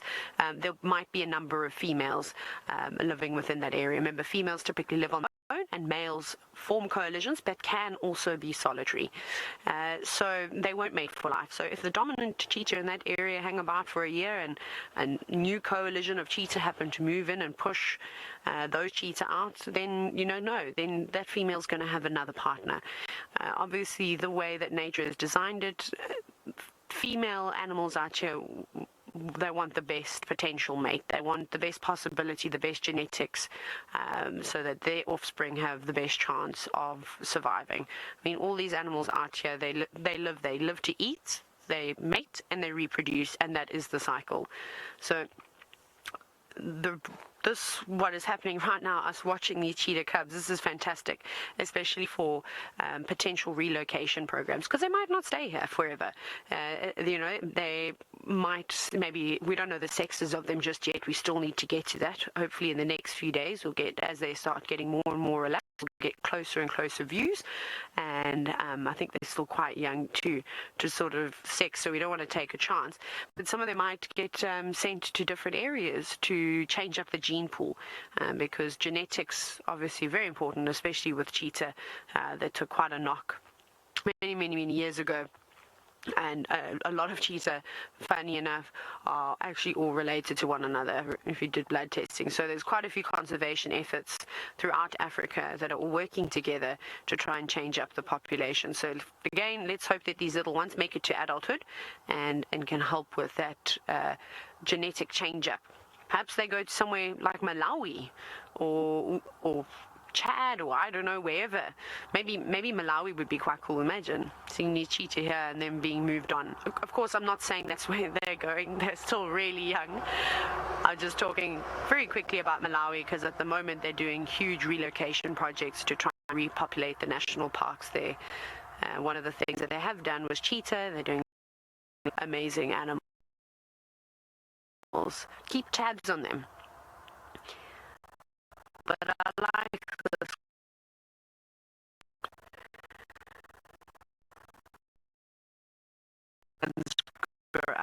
We are gonna leave soon. It's miserable here today. The clouds are starting to drop a fair amount. You can have a look. I don't know if you can see up here. So the clouds were quite high, and we weren't too worried. But we're a fair distance away from home. And obviously we need to make sure that we protect all this camera equipment that we've got. And if it does start to rain, we will be in a bit of trouble. So I think what we're going to do right now is we're going to slowly reverse out. We're going to start heading a little bit further north, closer to home, so we don't get wet. I wonder if Ngala and Nikki are going to stay dry this afternoon.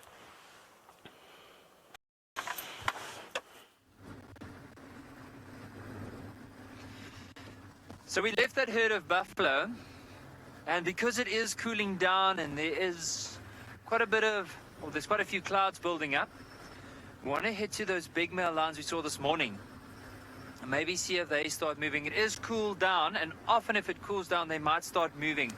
So we want to get into the area and then give it a good search. But as we head along in that area, we are going to go through quite a few areas that are nice and open, and often whenever we do a drive and we have this combination of quite dense areas that opens up to more of a grassland, it is an area to look out for wild dogs, because wild dogs tend to hunt in these dense areas towards the open areas, or maybe they start in the open areas through the dense areas and they go back into the open areas. So we'll keep a good look at it as we go along. And there's also quite a few Impala around. There's actually one that I can spot not too far away from us. So which I won't say ideal, but it makes it an environment where we could possibly find wild dogs. And so we'll keep a good lookout here as we are heading down to where those lions were seen this morning. I'm also carefully scanning to see if there's any other animals around at the moment. But I think, bearing in mind where those lions were, and they were roaring earlier this morning.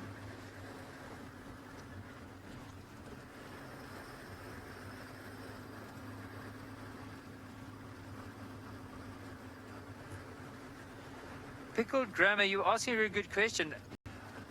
Would you say South Africa is one of the most diverse, or are there more diverse places in Africa to see wildlife? Now, I would say South Africa is probably one of the most diverse places in Africa, and it boasts with quite a few unique ecosystems. So, I mean, if you would have gone, just to give you an idea, with South Africa, there's 9 different biomes that you find in South Africa. If you head to Cape Town area, so the far southern part of South Africa, you get to what is known as the fynbos, which is part of one of the 6 floral kingdoms of the world. So they estimate over 9,000 different plant species just within that area. Once you go to the central part, it starts becoming more of an arid area, more of a semi-desert type habitat. And then towards the central part, it's more grassland. And then when you go to the eastern side towards Durban, you know what I want to do is maybe let me quickly use a map. I think it's going to be a lot easier just to describe, to show you how diverse South Africa would be. Now, I just want to quickly grab the map here of South Africa, because it is, sorry, there's quite a few things I have to run through. All right, so if I grab this map here of South Africa, so you remember I said like towards Cape Town you get for one of the floral kingdoms, so this is the area right over here.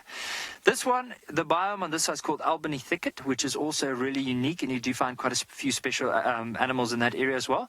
Up here there's the more dry areas. Here this side of South Africa, it's more grasslands, and then right over here it's a very diverse area. There's like a green belt that runs all the way along here, and you also find the Lubombo Mountains over here, and you find the Drakensberg Mountain that runs all the way along here.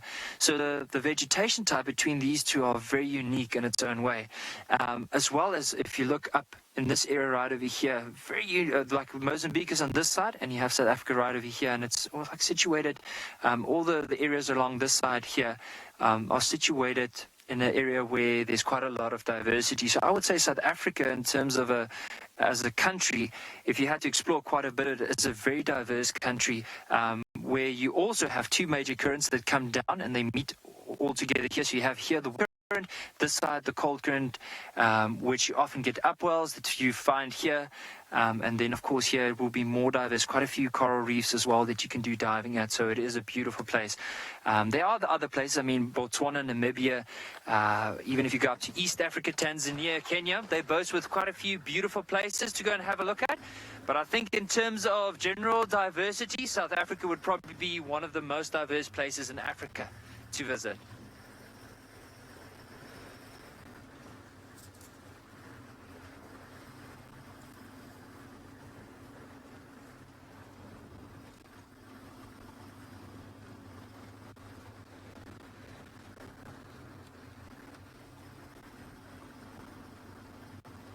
So for now, we are going to head straight to see if we can get those lions.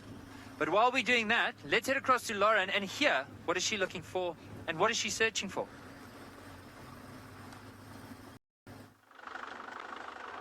Good luck with your lions, Nikki. Good luck. To be honest, I'm searching for anything. Anything and everything. I've been trying to pick out some insects too. Why? Because winter's here, everyone. It's really here. I cannot believe how fast it arrived, and the difference I see in not only the diversity of the summer life, and that's the birds and the insects and the arachnids, including scorpions, spiders, ticks, also the vegetation. It's going to take a while, but the vegetation is slowly starting to recede. Winter is here, everyone, in true Game of Thrones style. And it's cold. I can't forget that part. Scotland temperatures are here. Yes, I will miss the scorching hot sun of summer. Now, I am heading to Ribbonsden. We normally find around 5 p.m. at night is the best time to go. She's a predictable one, Ribon. And of course, as many of you know, the cubbies are really starting to come out now. So I'm just taking the long way around, and then we're going to visit Ribbon. I haven't seen a single leopard track other than what I had this morning. Not one single track. But that's okay. I'm going to go and see my ribbon, and I wonder if any of the Impala carcass from this morning will be sitting at Ribbon's den or in Ribbon's belly. Most likely in her belly, I would imagine. The hyenas are very well fed at the minute, I must say. Got lion kills, leopard kills all over, and the hyenas are definitely making the most of it. Now, because the Impala males are rutting, as I'm sure you've seen, we also watched an attempt to mate yesterday or the day before. They exhaust themselves. They think on their mind only one thing, and that is the ladies. They will snort, they will exhaust themselves, they'll run, they'll fight, and they actually lose condition. It's almost as if they forget to eat. They are that obsessed on getting their ladies and keeping their ladies. So we will find, I imagine, that lots of predators will snack on Impala rams. They're so exhausted, they lose focus. Okay, I'm heading to Treehouse Dam, then the den. Hopefully we shall get lucky. And as I move there, let's go across to Mr. Hendry himself, who I believe is also driving.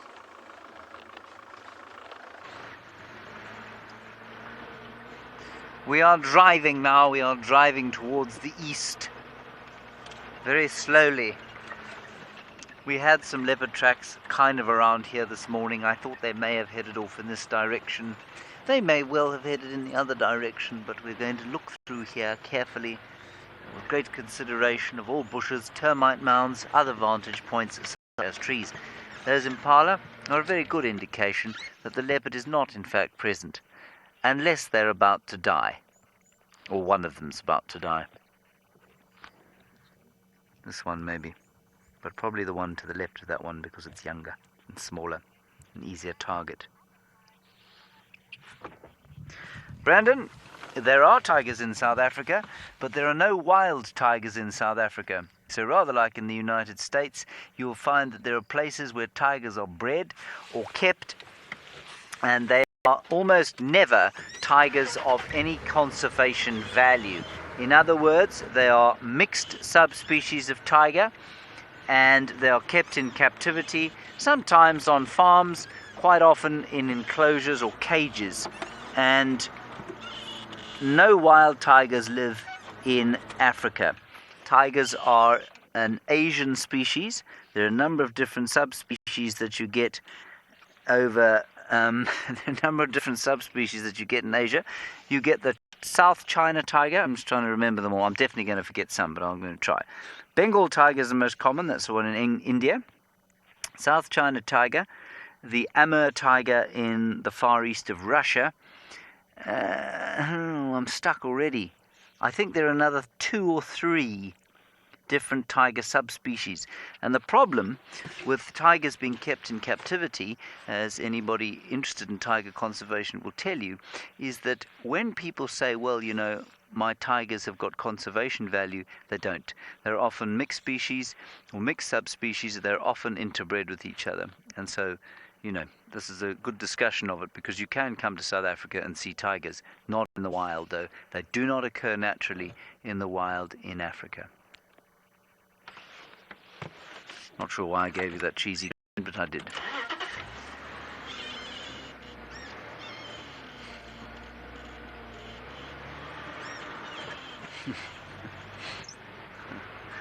It's interesting, you know, as our audience has grown, we've had a lot of questions about whether or not we get free-ranging tigers in Africa, or whether we get tigers in Africa.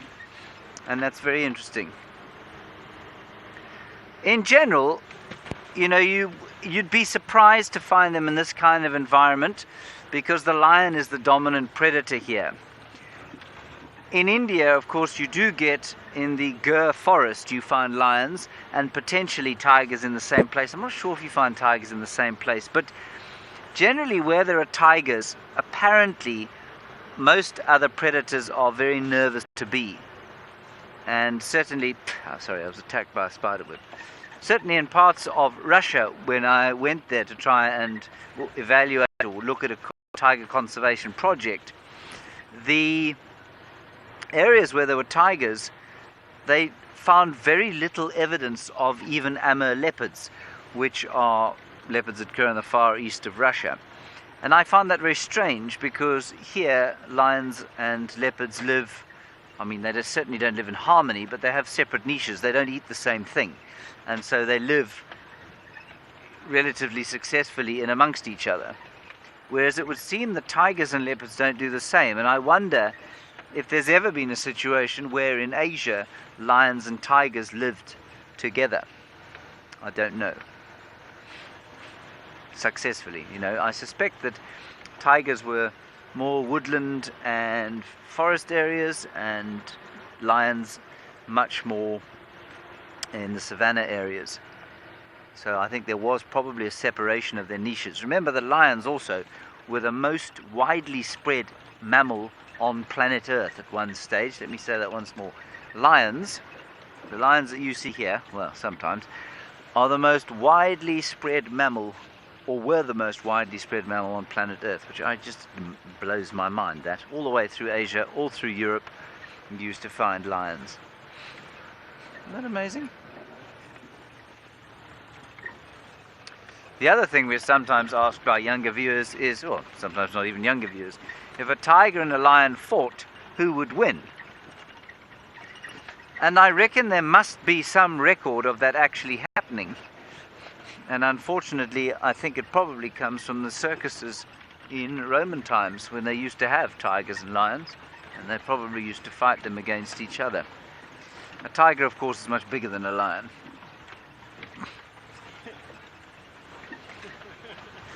Philip, you want to know what the dumbest question I've ever been asked is? Philip, now you know that we have to tell everybody that there's no such thing as a dumb question. With a straight face. Philip, there isn't really such a thing as a dumb question. There are some questions that make you think, really? One such question was, why is there so much sand in Africa? It was one of my favorites. When I was guiding, I had, so, if it's October here, what month, if it's October back home, what month is it here? That's a genuine question that was asked by a guest. But I think the best one I've ever had was, yeah, it's still there. I'm just going to sneak slightly forward. The best one I ever had, Philip, was the following. And this was from an educated South African. She came from Durban. And she asked me, so, do you still get woolly mammoths here? And that was probably the closest to a dumb question I've ever had, and I had to reply, not for quite a long time, no. This is a bronze-winged courser. And as far as I'm aware, it has never asked a dumb question. But I do say it in all seriousness that it's very difficult to ask a dumb question. Some people just don't know stuff because they haven't learned it, they haven't read it, they haven't heard it, whatever it is. So there's some funny questions, yes, but they're not dumb. Let's go back to Nicky, who's up north, and he's got himself a male lion, even though it is difficult to keep a straight face. So not too far away from where we had our little discussion, we managed to find these two male lions again. So early on there was just the one this morning, but you'll see the brother has come and just lay down slightly next to his brother. And so what we're hoping for, it is cooling down at the moment, is we're hoping that they might start getting up soon. Now with the one already moving out from the shade, so you see just behind them there's a little thicket or a tree with a few tall strands of scrub around it. The one was laying in there early this morning, and for one of them to really move out to the open, it's probably just waiting for his brother to move or get up before they'll start moving this evening. And because they separated from the rest of the pride, we just never know if they might start calling them. So it would be worth it for us to spend some time with these lions.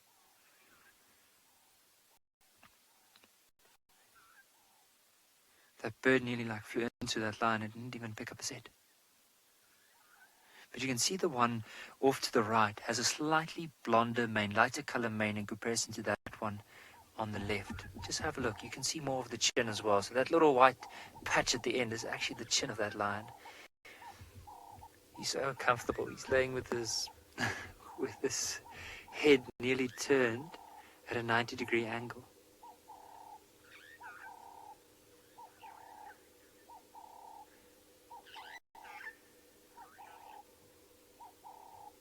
Now the scary part is if you ever had to walk through this area and you didn't know they were here, imagine how well they blend in and how easily you can probably just miss them as you move past. Just look at that.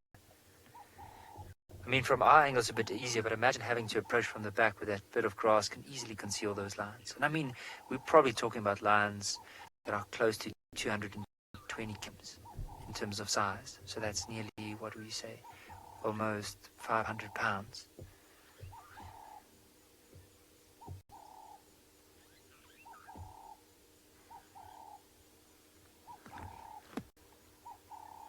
Clay asked a really good question.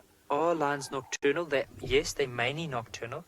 However, they can also move in the day depending on the weather. Now, like the weather today, that is a bit overcast and it does look like there might be some rain later on.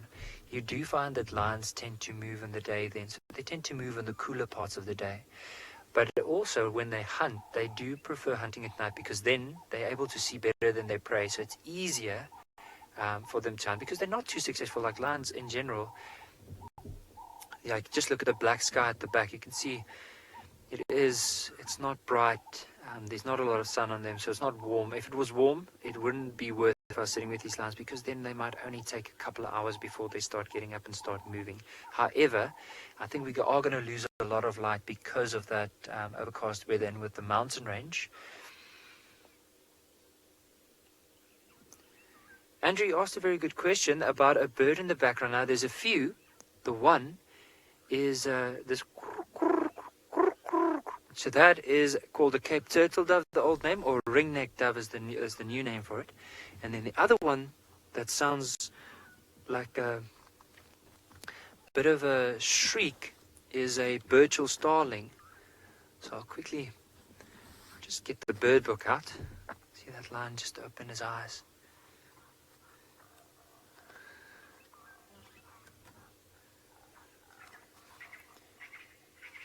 And then that one that we can hear there is called a Natal spurfowl. But if I can quickly ask myself just to quickly show the book here. So that one we heard earlier, that work harder is this one here, the Cape turtle dove, or the new name for it now is the ring-necked dove. But then the other one, the Burchell starling that we said we heard, just thought I heard some movement. Oh, it's just the one male stretching his leg. I just quickly want to go to our starlings just to show you this one.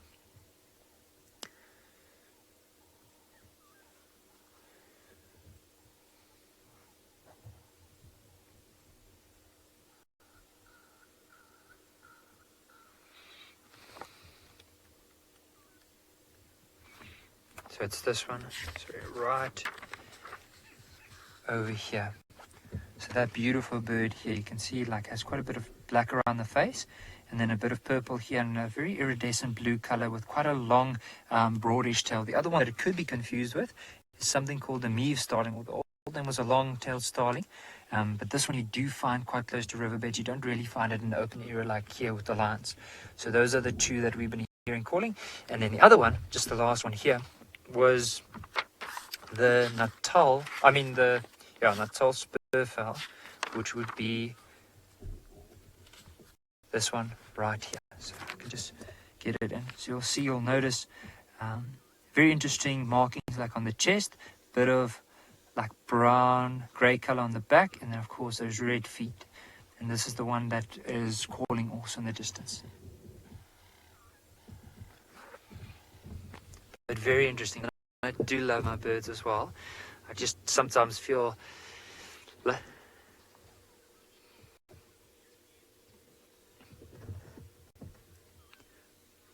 Marco, you asked a very good question. What happened to that young subadult male that was with the rest of the pride? Now, to be completely honest, we're not too sure. We're wondering if he might have joined up with the rest of the pride again, because we haven't seen any tracks or any signs of him. So the only signs we have seen was about that female that we think would be denning at the moment. So we saw some of her tracks, but going back towards the den area. And then these two males, and they have been calling quite a bit this morning and last night. And so I think most of the lines have been pushed out. We also had a look at some of the boundaries of the area to see if they might have crossed into different concessions. However, we just haven't seen any signs of him. So I think personally that he probably joined up with the rest of the pride. And the pride, as we speak, is not on the property. So hopefully if they do start crossing in, especially with these males starting to call and then eventually coming back, it would be interesting to see if that young male is going to be with the pride. But I think most likely, because every time he moves away, or these Ross males move away from the rest of the pride, he goes and joins up with them. And they don't mind him being there though. And it's so interesting, Marcel and I had a discussion about it today. It's so interesting that even though he's older than 3.5 years, because normally at 1.5 years male lions get pushed out, is that they still allow him to be there. It's only when the Ross males comes where he'll be laying on the outskirts. However, as soon as he moves away, he'll just join the pride again, which is really interesting behavior.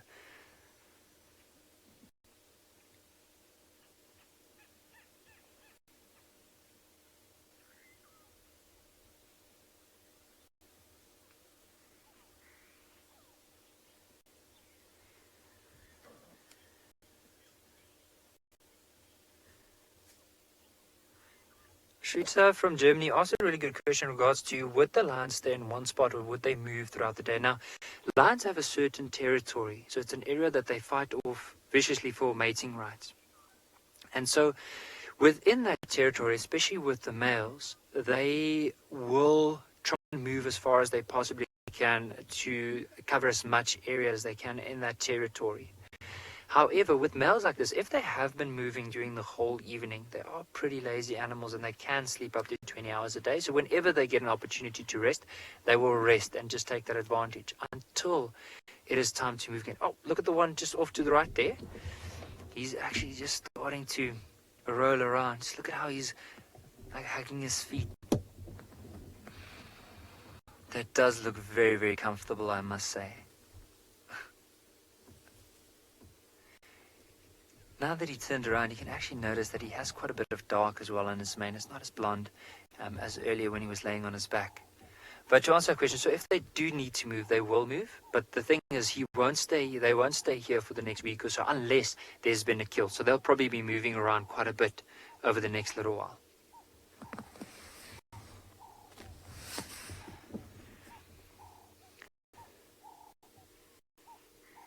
So we're going to stick with them for a little bit longer. While we do that, let's head across to James and hear if he has an update for us.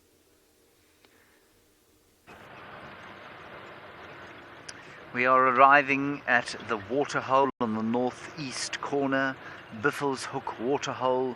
Is there going to be a great teeming, swarming mass of herds or prides of lions, leaps of leopards, packs of wild dogs, bears, tigers, wolves, or just one terrapin? There it is, floating. Might be dead. Is it dead?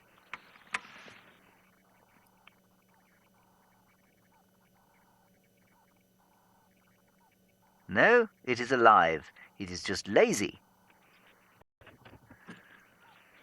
Most likely the serrated hinged terrapin going for a swim.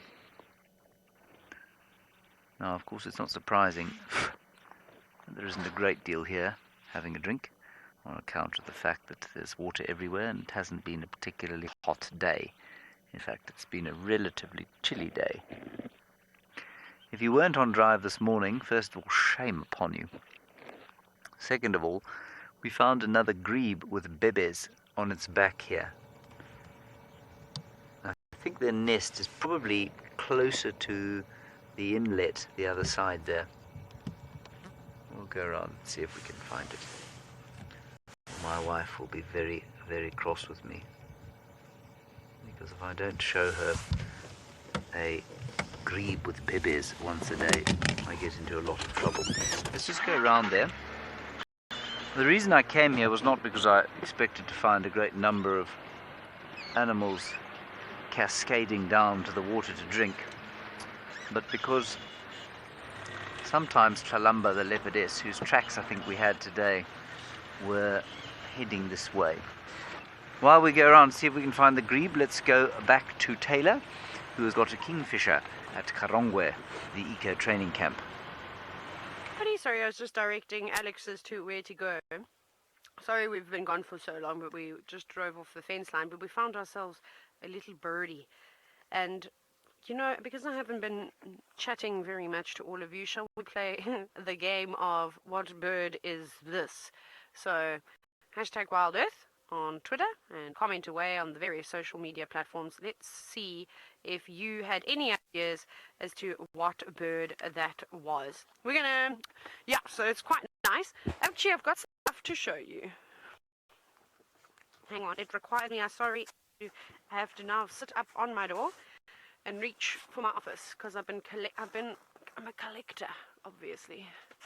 Okay. Now this is a crisis. Okay, it's quite cool. I found it on the fence, so I thought I brought it with me. I'm going to put it on the dashboard.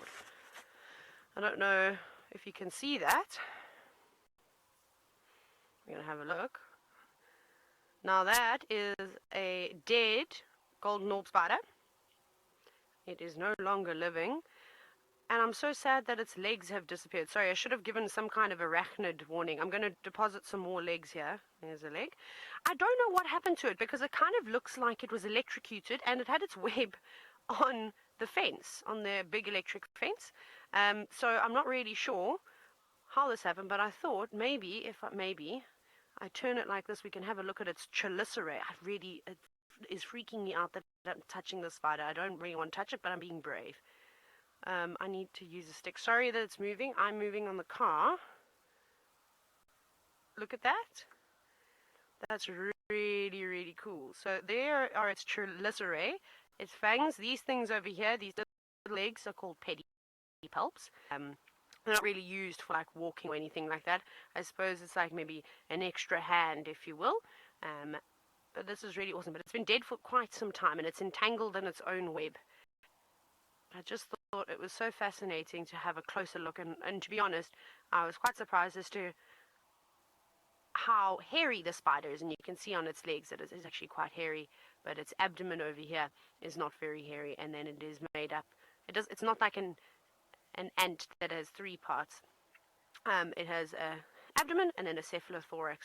The head and the thorax are combined. Sorry, can you please repeat that? I apologize, I didn't hear correctly.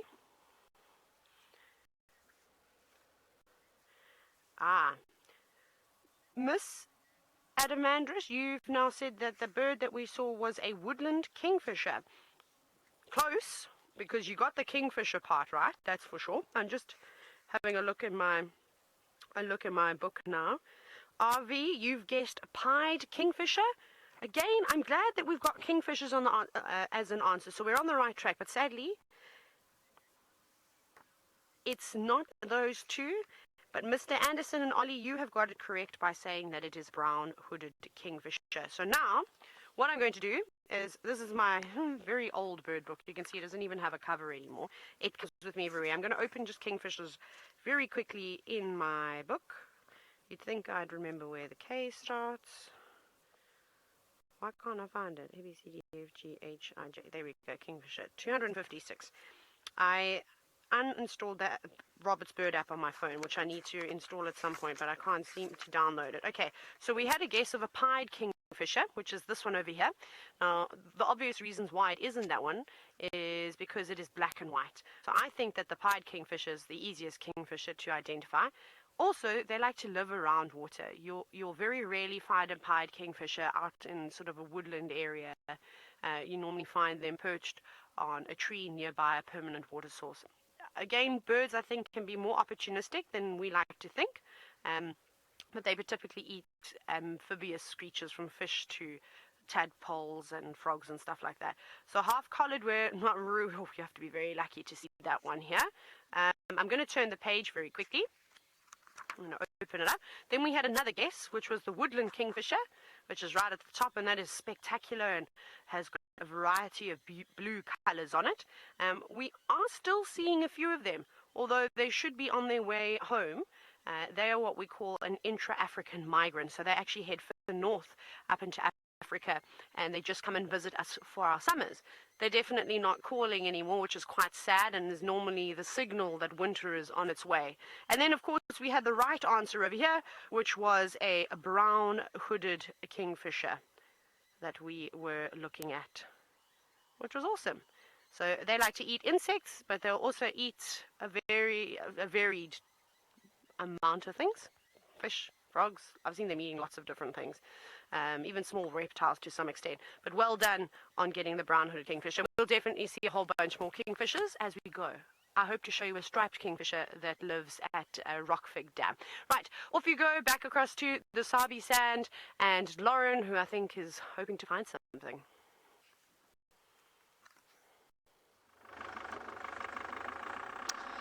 I am on Rebecca's Road, one of my favourites, and there's male and female leopard tracks. But I just asked Owen, and Trishala didn't drive this road this morning, and neither did James. So I can't quite pinpoint how fresh these tracks are, but it's starting to annoy me. Someone is using Rebecca's road every single day. And I say someone, I mean a leopard. Every time I drive this road, I see female leopard tracks, and I'm never able to find the leopard. I can normally figure out who's moving there. I study leopard territories almost every day. And I promised you all a map. I'm working on it. I've actually update on that for you. So I was just going to draw it with my wonderful artistic nature. However, Yvonne, who used to work with us in the tech department, I'm sure some of you may remember that name, she was German, has offered to help me make these maps into something a lot more exciting. It's not just a hand-drawn. Well, my hand-drawn maps are good, but you know, we could definitely do better. So just give me a little bit more time and we will have a much more exciting map for you all that you can all utilize. So my point is, I don't know who it is. I'm stumped. I used to think it was Shadulu, but I'm seeing them every single day, and that's what's confusing me. How come I am seeing these female leopard tracks fresh every day? They always scent mark on this sort of area of shrubbery here. Always see the sort of track marks going in, so you can tell when they've been scent marking, and then they walk down Rebecca's, and I just cannot figure out which female leopard it is. The only one I could really think of would be Shadulu. I can't think of anybody else. But I also could be very... Oh, everyone's excited about the territory maps. All the leopard tracks are here too. Yes, just give me a little bit of time. Yvonne is in Germany. I am here in South Africa, believe it or not. So we are working very, very hard on it. And I promise you we will get it to you. And it will be a lot better than my normal hand-drawn ones that I spend hours doing. And they still look terrible. It's going to be a very dynamic way to view the territories that we're going to be able to update for you regularly. Okay, I am going to try and figure out where this leopard went. And as I do this, unravel the great mystery of our spotted cats, we are going to send you back across to Nikki with a very snoozy cat. There's a little bit more movement with these lines. You'll see now earlier on the flies were bugging this one that we have having a look at, and you'll see now and then the tail's flicking, like the ears are twitching. So I don't think it's going to be too long. He is getting a bit more irritated with these flies. So now and then you also saw him like lifting his head, trying to snap at the flies as well.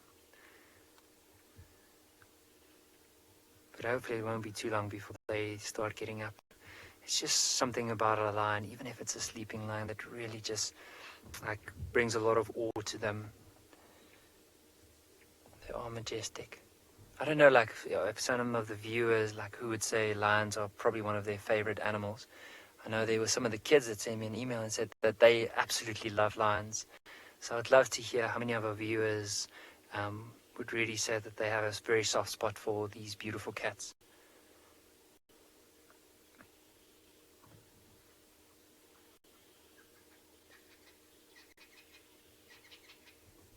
LJP asked a very good question with the sub-adult male lion from the Birmingham Pride.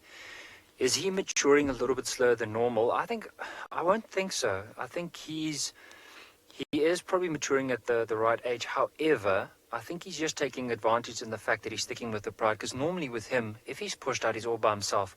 And when a male lion is all by himself, he becomes very nomadic. So he basically would move from one area to another, steal the kills off cheetah, wild dogs, possibly leopard, and then or even hunt for himself, but very unsuccessful at first. As he grows older, of course, he gains a bit more skill, but he enjoys the safety of the pride as well as the opportunities that they provide for him.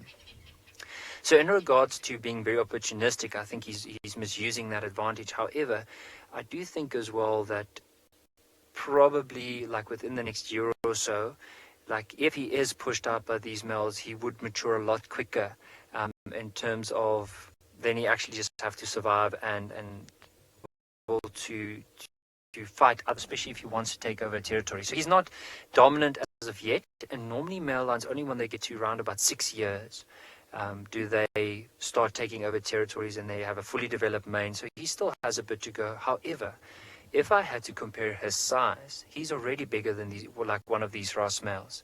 In terms of his heads, his paws. Because the other day when we were looking out for tracks, we actually saw a track of one of these males and then that young male next to it, and we actually thought it was a male and a female walking together, but it was because that young subadult's paws are so big that it makes these ones look small. However, he's very easily intimidated because of the fact that these ones have a mane, so they do look a bit more impressive. However, there's 2 of them and he's only 1.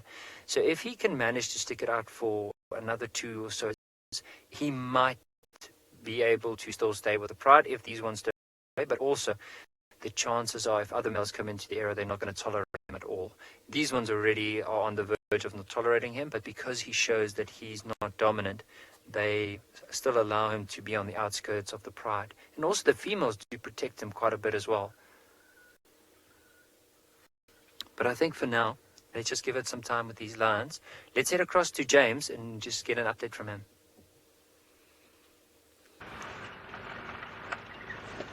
My update is, I don't really have an update. We're on our, there's some lion tracks. They're almost old as some of the fossils you can find in this part of the world. So I don't think there's going to be a lion on the end of that track. Well, there would eventually be, I suppose, but it would be a very, very long way from here. We are heading to the far east again. We were sort of northeast. And apparently, I'm told we have a very special viewer watching. A very special viewer indeed. Her name is Nicola Austin. Nicola Austin is a long-time Safari Live fan. She lives at home in Cape Town, and she knows the animals here intimately and might like to send through a bit of advice as to where I can find a leopard. Good evening, Nicola. Hi, Nikki. Nicola actually used to work with us, has worked a lot with us, and it's very nice to have her on board. Quite an astonishing ability to recognize animals she has. Here is a little pan of water, and this is the kind of pan that is not going to last through the winter, but is often a place you'll find warthogs, and when there used to be buffalo in the area, you'd find buffalo here quite often. And I say used to be buffalo because the buffalo population has yet to recover from the dreadful drought of 2 or 3 years back.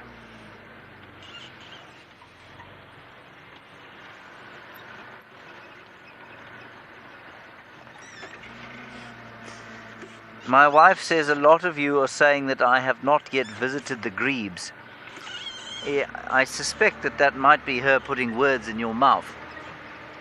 But I will possibly go past there. I'm just quite a long way from that particular position at the moment.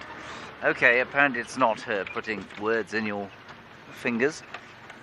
I'll go across there now. I just want to do a little patrol down the eastern boundary. I'm not sure what we'll see when we get there because it's already quite dark, but we'll certainly try. We'll give it a go. We tried the little grebe at the other waterhole, but it was much too wily for us. It kept hiding behind a tree, and no matter where we went, it was very quick to move. And in fact, we didn't get it on camera once. Alrighty, the leopard, the leopard queen seems to have struck again. The Leopard Queen has struck again. Good evening, Miss Princess Columba. It is so good to see you. I knew I had leopard feels today. Oh, scent marking. Scoosh, scoosh.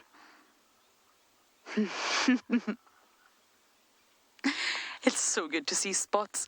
I wonder about these female tracks that I see every single day on Rebecca's. Is it Columba? I've never seen her use Rebecca's. I've never ever seen...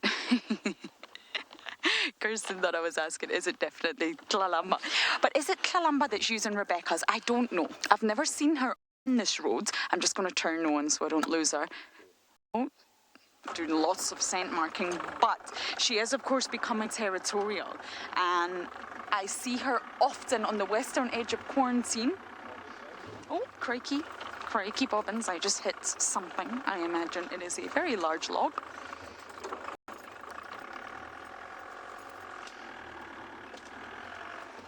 Okay, this is going to be tricky. I'm going to try another way. So yes, I think actually I've been thinking it's Shadulu, and it's not.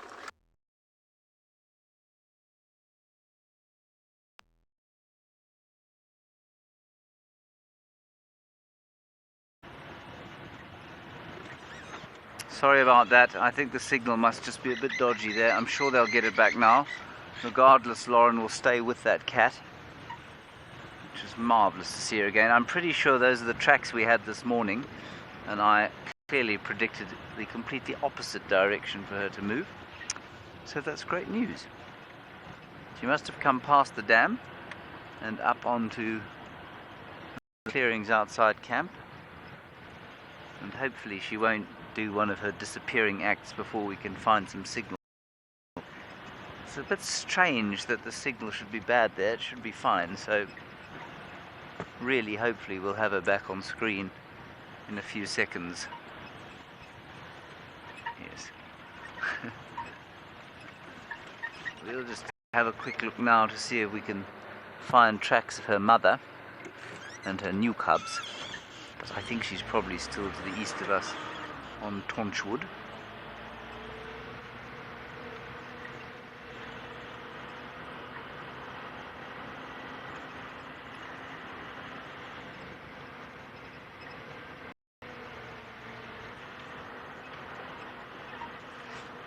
Now we've had a pretty good drive so far, I'd say. So if you wouldn't mind thinking about perhaps supporting us, if you'd like to, you can go to wildearth.tv/support, and if you would like to help us continue with these broadcasts, that would be great. As I always say, they are free to view, but they ain't so free to produce. So if you'd like to help us out, that'd be gratefully received. wildearth.tv/support.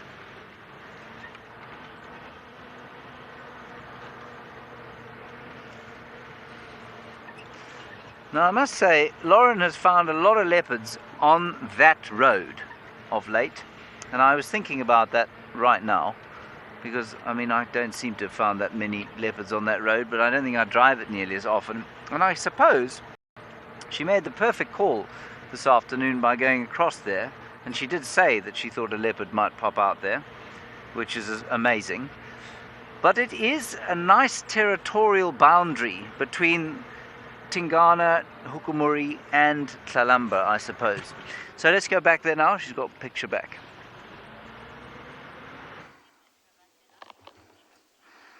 Thank goodness I have picture back. Our princess here is scent marking like there's no tomorrow.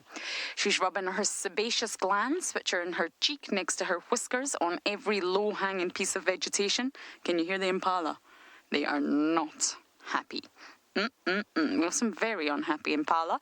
She's also scooshing her urine on the trees, which is normal. And this is a specific fluid that they're squishing called marking fluid. And yes, it's mainly made up of urine, but it's called marking fluid. And when they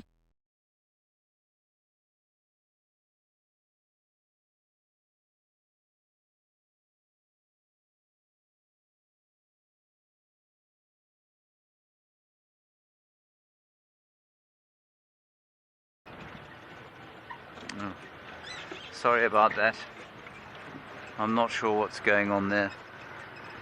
They may have to return to camp to have that sorted out. I'll quickly show you her mother's track if you want. This is an old one. This is from a couple of days ago. But at least you can see it. David, just tell me if we need to link back. Here is Tundi's track. And you can see my tracks from a few days ago.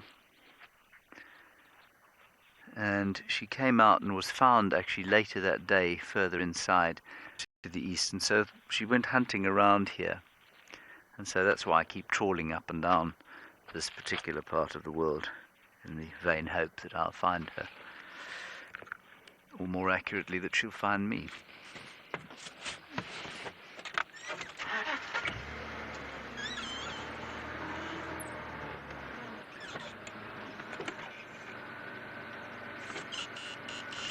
This is the civet track.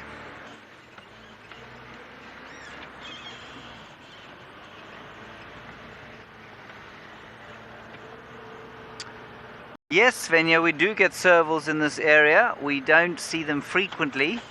I haven't seen one here for a long time. But yes, we do get them every so often. They're around. But because of the high leopard concentration, lots of hyena activity, lots of sometimes lion activity, used to be lots of lion activity, you'll find that they avoid being around or being obvious.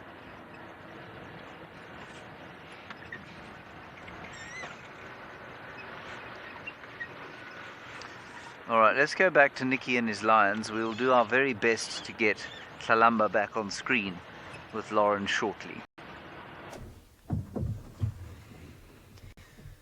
So they haven't moved too much, only a flick of the ear and a flick of the tail, but we are still going to be waiting around and see if we can get lucky with 2 roars this evening. Now, normally when a male lion roars, it's pretty impressive, but when 2 roar, it is like it takes your breath away, literally.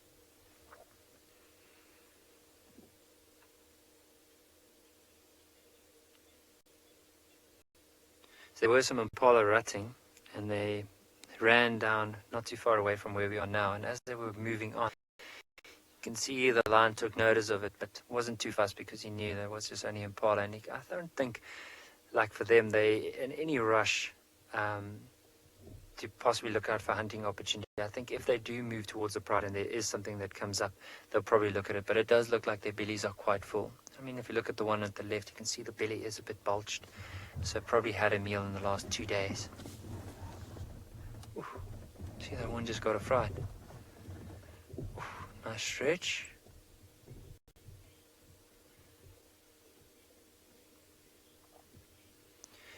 Gail, you asked a very good question. Why won't the subadult be accepted with this coalition? The main reason is because I just want to quickly have a look how this one is going to lay down. Oh, look at that. Just look how the brother's holding his other brother. Brotherly love. Yeah, brotherly love. I have yet to seen this, especially with these 2 males. Normally they try and avoid each other, but that's pretty amazing to see. It just shows you how strong that brother bond would be. But the reason why they won't accept him is because the thing is, if he stays within the pride, there could be some form of inbreeding, and also he's not their cub initially. So he belonged to another male, a pretty big male that was bigger than these 2. However, oh, look at how majestic that is. So I think the reason why they won't accept him is just because if he does stay within the pride, there is a chance that he wants to mate with those females. And the other thing is these males don't tolerate other males as youngsters. So there's no sympathy towards them. So they'll probably try and push them away. And that's nature's way. Oh, look at that. And he looks like he has one tooth. I don't know if you noticed. So was it on the top? Well, I can only see one. See how he's smelling the air. There's a bit of a wind blowing towards him. Yeah, but just to wrap up, so I just think with them, they'll eventually push him off unless, I mean, if they do accept him in the pride, it's going to be very, very unnatural. It's not something that you would see any day, but it is also an option that could happen. But I just think in terms of with the pride dynamics, yeah, he's taking quite a deep whiff of and trying to smell what's going on. Now, the thing is, often if a lion is like this, as I said earlier on, we were waiting to see if we can hear them roar, and imagine if that just starts happening now.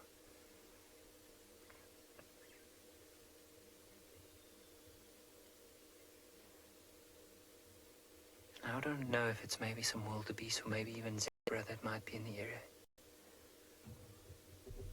But I do hope, that we will be very lucky. It also looks like he is, smelling, but also looking out in the air. Probably sees any birds. Look.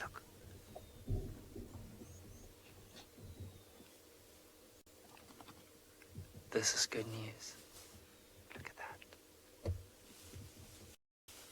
I wonder what he's smelling.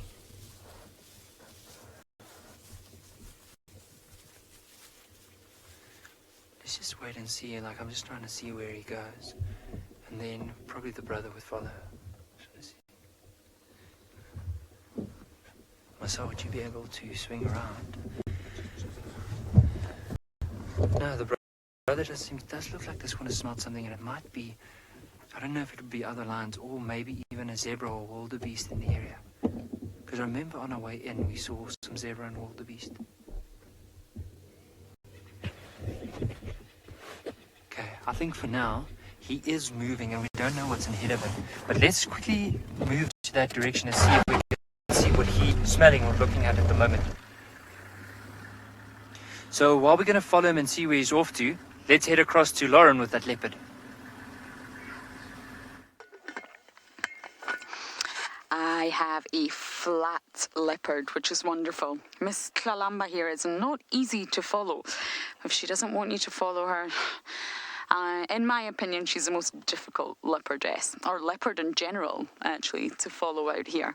We got very, very lucky. I wasn't going to come this way, and I got really suspicious because the normal herd of Impala that are sitting on quarantine are suddenly all the way over on Zoe's, and I know not all of you will understand the reserve, but what I'm trying to say is they weren't in their normal place, and that gave me a sneaky suspicion that there's a predator somewhere. There was no tracks, but I just had this gut feeling if the Impala are here, something has to be around. And of course, lo and behold, it's Miss Columba. Oh, so lovely to see her. And she's walking along one of the main roads in the reserve. So we're just going to give her plenty of space. And then we'll follow her, of course. She's reaching 2.5 now, 2.5 years old. She was born in November 2017. And she's becoming territorial. I imagine soon she'll come into estrus. It may be a pseudo-estrus first, and then the real cycle. Miss Alamandra, you're asking if Columba is going more west. Was that correct, Kirst? Just want to make sure I've got that correct as a follower. This marula, she always scent marks. This is Columba's marula, and I can... Popcorn. I'm hungry. I don't think so, no. I really don't. I've seen Columba using Vulture access going up to about Aubrey's. If you know the reserve, she uses this road. She's always used this road. Tandy, her mother, gave her that northern section of the territory. So I think she uses a similar route to Tingana. She goes up Aubrey's, heads north that way. Then she goes into Buffelshoek, and her territory extends just a little bit east into Torchwood. But I don't think Columba goes that far into Torchwood. I really don't. But of course, I don't know because we don't traverse that property. But she's got that real northern eastern chunk of Djuma. And I'm wondering, is it Columba that's using Rebecca's? If it is, that would make a lot of sense, but of course I don't actually know. I'm just trying to piece together all the leopard's territories. Oh, Columba, no. Please don't go into this block, because I can't follow you, girl. Oh, hello. Yeah. Oh, sorry, my beautiful princess. How are you? Are you just deciding to show off? Now, I know many of you are new to jumping on recap.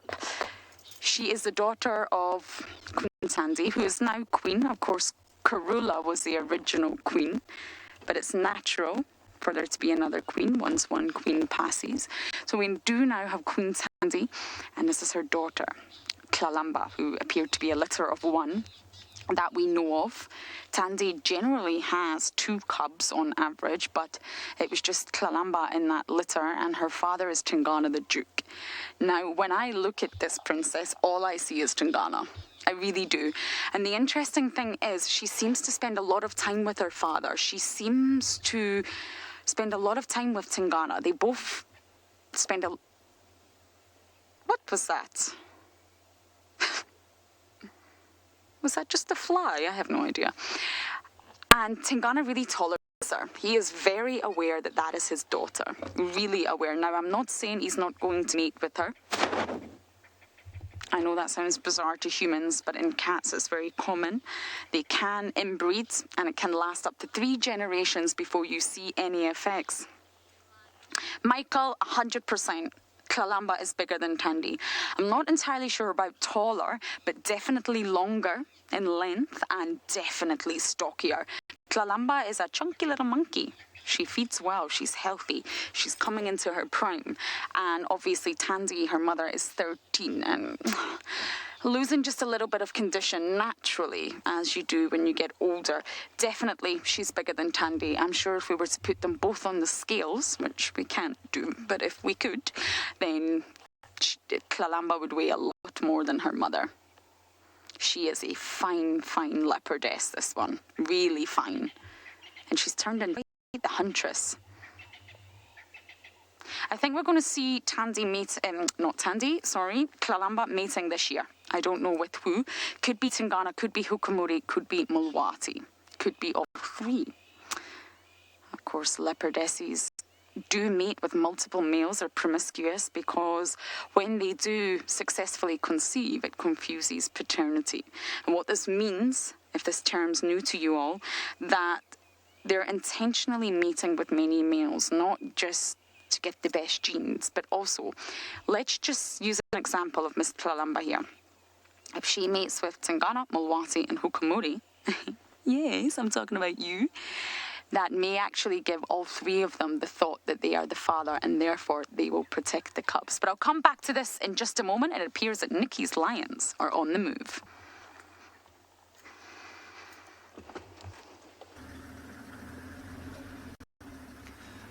So I just want to move to the front where this lion is. It does look like he's moving with quite a mission.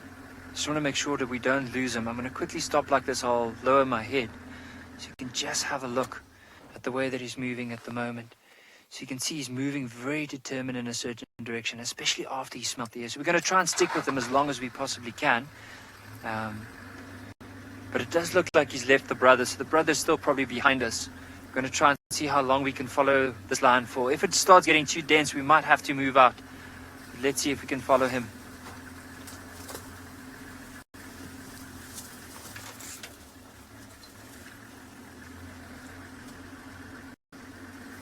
Okay, Marcel, you'll have to help me watch. So I can't see at the moment.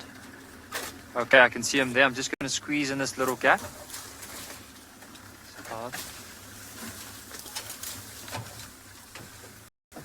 Beck, I do agree with you.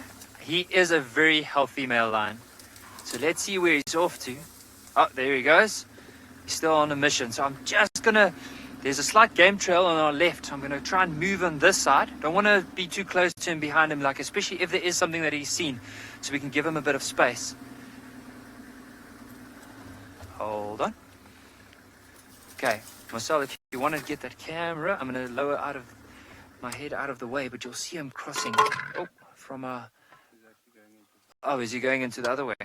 Oh, let's carry on.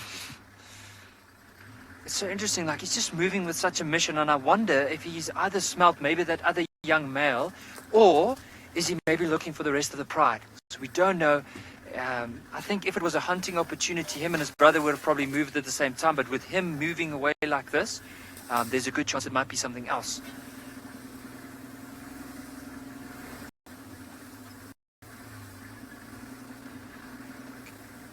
There he goes. I can still see him. Now, earlier on, I saw a herd of buffalo tracks. You can see, look at him picking up his head again and smelling.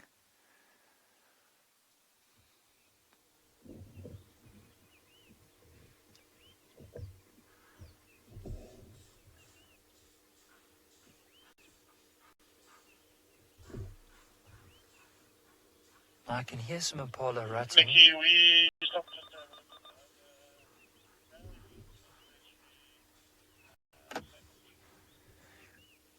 So, copy that.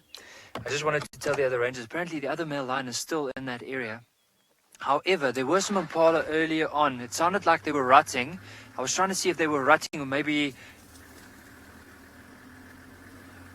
if they were if they'd seen another predator. But for now, we're going to keep on following him, see where he gets to, or wherever he ends up. For now, let's head across to Lauren with that leopard. Pull back, pull back. She's right in front of us. She's been sitting so perfectly, so pretty. She's back on the move, and she's scent marking right in front of the vehicle using her, this is the sebaceous glands that they use. It's not a, oh, there's a marking fluid. Make your way down. Sorry, James is speaking on the Game Drive radio on my behalf. Thank you, James. What would I do without you? Just as we were about to go live there, someone started talking to me. But yes, the fluid that comes out of these sebaceous glands in our cheek is sebum. It's thick in texture, it's oily, and I'm not sure what it smells like, but I would love to smell it. I'm obsessed with smells. Really obsessed with smells. I'm just going to drive slowly. We're working with low ambient light. If Columba decides to go off, we're going to struggle to find her.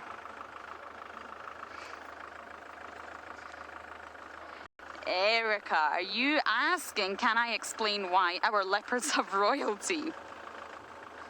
Of course, it is just a nickname. And what we really mean by that is that they are the dominant individual of this area. So it used to be Karula, who was a beautiful, gorgeous leopardess with a huge territory that I never ever got the pleasure to meet, sadly. And she was the dominant female here. That's why we sort of call her queen. In terms of the leopard lineage, we're all a bit obsessed with our leopards here. Well, I am for sure.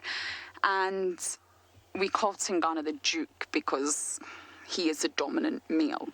When they don't all have royal titles, we call Hukamuri the gang. It's not very royal. But of course, once Karula passed, her daughter Tandy got the title of queen, just as it would in any monarchy. And that's how Columba here is princess. I guess that would mean that Kuchava is a princess too. We were just talking about Kuchava earlier, Owen and I.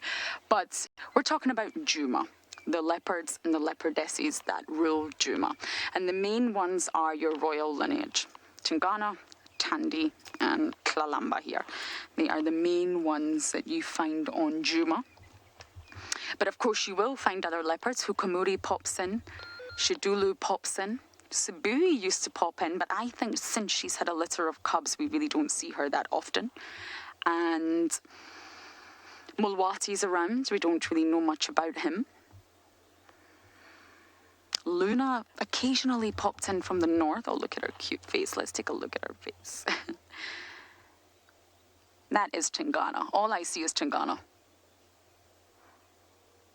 I don't know if you all agree with me or if I'm crazy, but she's a double of her daddy. So yes, there's other leopards that of course pop in that we know of, and of course there'll be many that we don't. I think Trishala once came across a random skittish male that we'd never seen before, and, well, never to be seen again. Tristan recently had a male, a very skittish male, again, was probably just passing through. I think the flies are really... Oh, apparently Tristan's watching. Hi, Tristan. You are missed. I miss you. I miss your hugs. Please come back soon. Columba misses you too. Right, Columba? Yeah, see, she responded. Everybody misses you, Tristan. Come back. And for those of you who have just jumped on board to WildEarth, Tristan is another guide, a long-standing, very experienced guide who is the real leopard whisperer. And he's obviously not here. He wasn't able to come back because of lockdown. So he'll be coming back soon, I imagine, depending on what happens. And you'll all get to meet him. I don't know why our princess here is sitting so perfectly. Look at those front paws, Owen. My beagle also sits like that. So yes, Tristan had a skittish male. So of course, many leopards will pass through, and we just don't get to see them, or we just don't get to know. All we do know is the ones that we do get to see. So my gorgeous spotted cat here is now on the move, and it appears that Nikki's lion is finally stationary.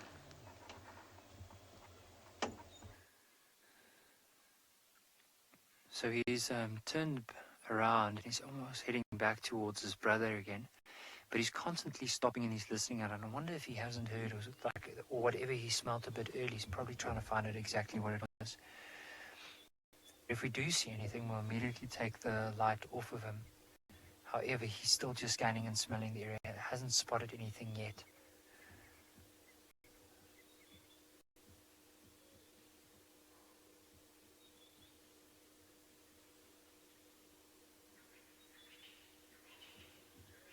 I'm trying to just be quiet to hear if I can hear what he might be hearing. And if we all just listen, and you'll hear the birds, and you'll hear even if the birds see him, how they fly away and they make this distress call. But I'm hoping maybe pretty soon he'll call his brother to join up with him again.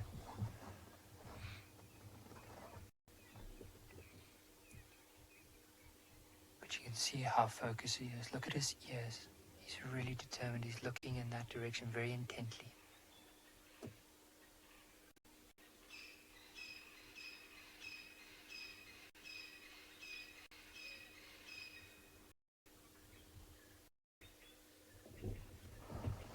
Sylvie Fall from Canada, you asked a very good question. Do lions have very good eyesight? Yes, they do, especially this time in the evening.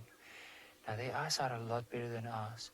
And you'll also notice, like with lions, because they move at night, they allow quite a lot of light into their eyes. So they see very, very well. And mainly this time in the evening until early part of the morning is probably when they see the best. In comparison to if you had to compare it against zebra or wildebeest, or any of those more common animals that you find walking in the day, I would say lions have a lot better eyesight.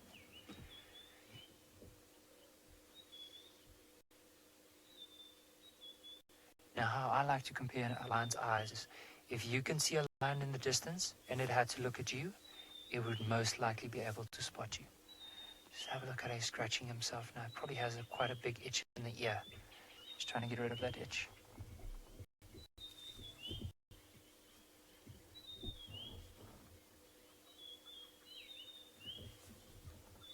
Alright, he's on the move again. So we'll try and follow him. As I said, he might be back on his way back to his brother because he has changed direction. We'll try and follow him on this game trail that he's moving on at the moment. But how exciting is this? You just never know with lions moving what we could find. So let's stick with him for another little while and see what he's up to. You might even find that he walks past these bushes and he'll probably lift up his tail and start scent marking. Let's just have a look. See, he's still testing the air. So we're going to try and stick with him for the next little while, and we'll let everyone know as soon as there's any update.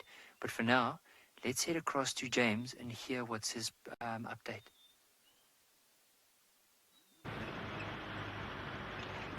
I'm now trawling the southern boundary. Sign of anything. Maybe a cat. That would be nice. I'd like to see a cat. Try to recognize one. We had a very nice sighting of some more elephants, but we left them because you were with the leopard, and we thought, well, we'll do the south here and see what we can find. It's a stick. Spotted a stick, everybody. I'm really good at spotting sticks. I believe that Tristan Dix is watching the show as well. Good grief, it's a collection of the luminaries of Wild Earth watching us. Tristan Dix, Nicola Austin.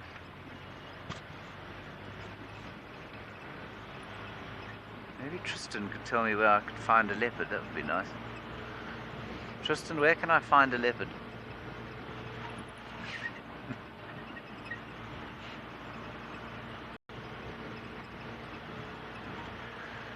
I'm sure he'd tell me.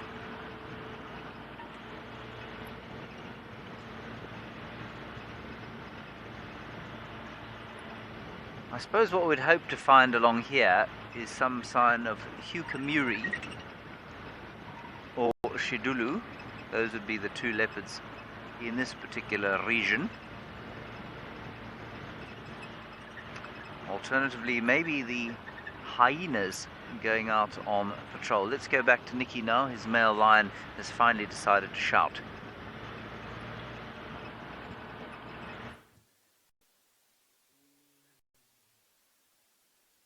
So I'll just listen out because he started contact calling earlier, probably for his brother. There we go.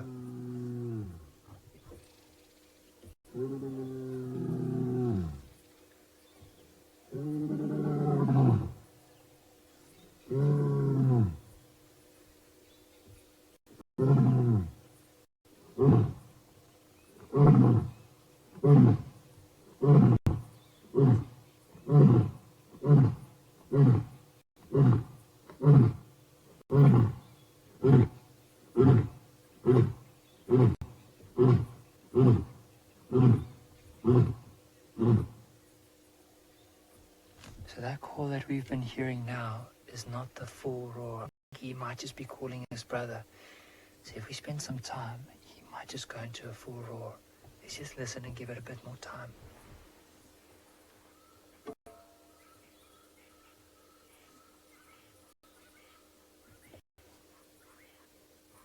Actually sounds like I can hear his brother responding to him.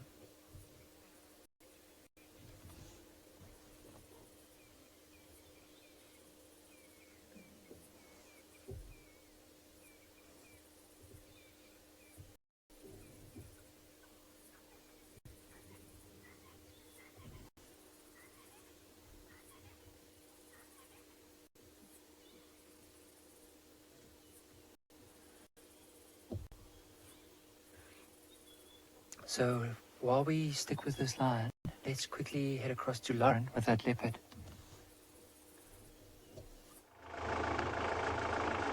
You will not believe what is happening right in front of me here. Columba is walking towards our camp. I don't know what Natalie and Trishal are cooking up for dinner, but I wonder if Columba, oh my goodness, she's gone right into our camp. She's about to come to the gate. You may see bright lights. Bright lights. That is FC, everyone. Beautiful Kirsten and Louise are sitting right there. Columba, where are you going, my precious, lovely leopard? This is our camp. That's our gate. So don't worry, I have informed everyone in camp to make sure that they're not wandering around. If any person appeared in front of her right now, she would probably run. She's skittish, so most leopards or most animals are slightly skittish to humans on foot. We're a threat. We're not a vehicle. There we go. She's right outside FC. Those lights are FC. Columba, what are you doing, silly sausage? Kirsten or Louise should probably come to the window and wave. Oh, there they are. Hi, guys. Beautiful ladies. My beautiful colleague, she's watching. She's watching you. We follow you in. She's literally right in our camp. I'll keep you up on movements. I think she may head out soon. I'm not entirely sure. We can have lots of vehicles coming in here. Okay, let me slowly round the corner. Osana and Singana walk through our camp as well. It's a wild camp, everyone. And I actually wanted to go live from our camp today because our resident bushbuck has had a baby bushbuck. Oh no, she's going into another camp. Columba, no, you cannot walk there, honey. Okay, she is walking right into camp. Luckily,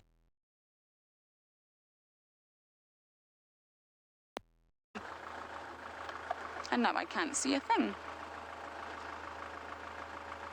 She's there somewhere. She's going to probably end up at the dam cam at some point. So we do have gates here. Don't worry. They are all closed. We do take safety measures, I promise. Now I just can't find her. I'm just going to get my spotlight out. Just look for eye shine. We need to know where she is, okay? You got her on, or do you want me to reposition? No, we need to reposition. Okay, I'm going to go forward. She is here, I promise. She's going to end up at the dam cam. For any of you who don't know what that is, we do have a camera. I'm sure you've heard us talking about it many times at Gowrie Dam or Vulture Dam. And I imagine she's going to appear there very shortly. Okay. I can't see her. I think I'm going to need to try and locate her.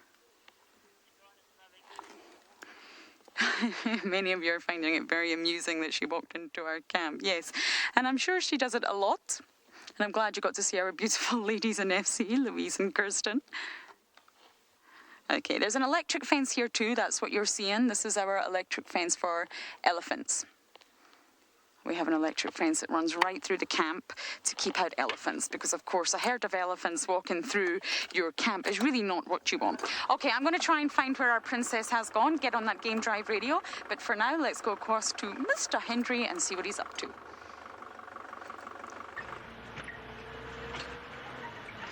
I am now on the western fringes of Djuma. Trawl the east, I've trawled the south. Oh, we've got a fiery-necked nightjar on the road. Well, some form of nightjar, I think. Our cup runneth over, and the bird doth fly away. Station's looking for the female leopard. Let me just turn that down. So what is quite cool about that is that the bird itself, those nightjars have got eyes almost on the top of their heads, and what that allows them to do is lie in a little clearing like this, so the road basically, and see insects flying overhead. And then they've got a massive surface area to the wings, which is not particularly useful if you're trying to be a maneuverable bird or a bird that flies quickly, but it does give you a tremendous amount of lift, so they quickly launch into the air. And then they've got a big fat wide mouth, which allows them to grab the insects that fly overhead. Isn't that clever? I think it's pretty clever. You saw how quickly it took off. Tristan Dick says I should be checking Treehouse Dam and Weaver's Nest Road. I was already past there, alas. I'm not sure I would have enough time to get back down to Treehouse Dam, but there's probably a leopard lying on the wall.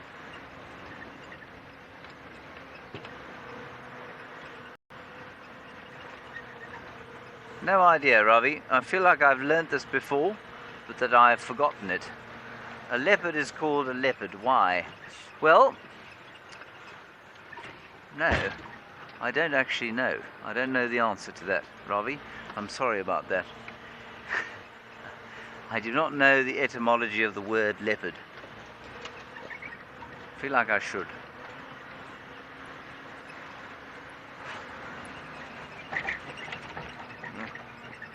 Tracks of a... Is that a hyena or a leopard?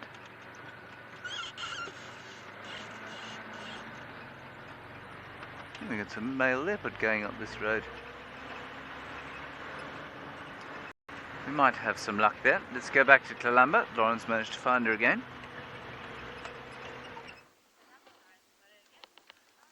We managed to catch up with her again, thank goodness. She's still very close to the lodge, but don't worry, everyone's been warned and all gates are closed. Please do not worry. And she's having a really, really good sniff at something very interesting in the thicket here. Now remember, leopards are designed to recognise one another through scent. And I have absolutely no doubt, I don't know if it's scientifically proven, that she will know exactly who she's smelling. She'll know this is her father Tingana, or this is her mother Tandy, or maybe this is the other male Hukuri. She will absolutely know who she's smelling at all times. They're not as they haven't evolved to recognize the scent of individual lions or individual wild dogs, but they have evolved to recognize the individuals of their own species. I always say this on every drive, but the biggest threat to any individual is an individual of your own species. She needs to know which other leopards are around. She has to. Now, I don't know if Yuri and Pippa are watching, but she's walking right to their house. Yes. Columba's doing rounds of everyone's accommodation today. So we're not going to go up this road because it's private property. But what we can do is continue driving down this way. And Samantha, you're saying she's so cute. Yes, she is. Owen said he thinks Columba is the best looking leopard. She's stunning, that's for sure. Can you see her? Okay. Okay, this is private property, so we're just going to skip around, and I know she will pop out just up ahead. She absolutely will, because this property is also... Oh, there's an Impala. He's going to get a fright. You see that? Let's just turn off. I wonder if he knows she's there. I think he knows. Oh, he knows. You see that?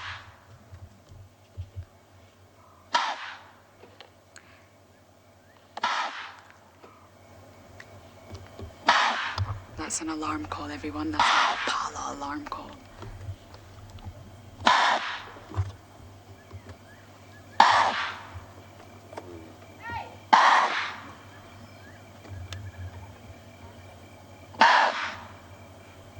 Incredible.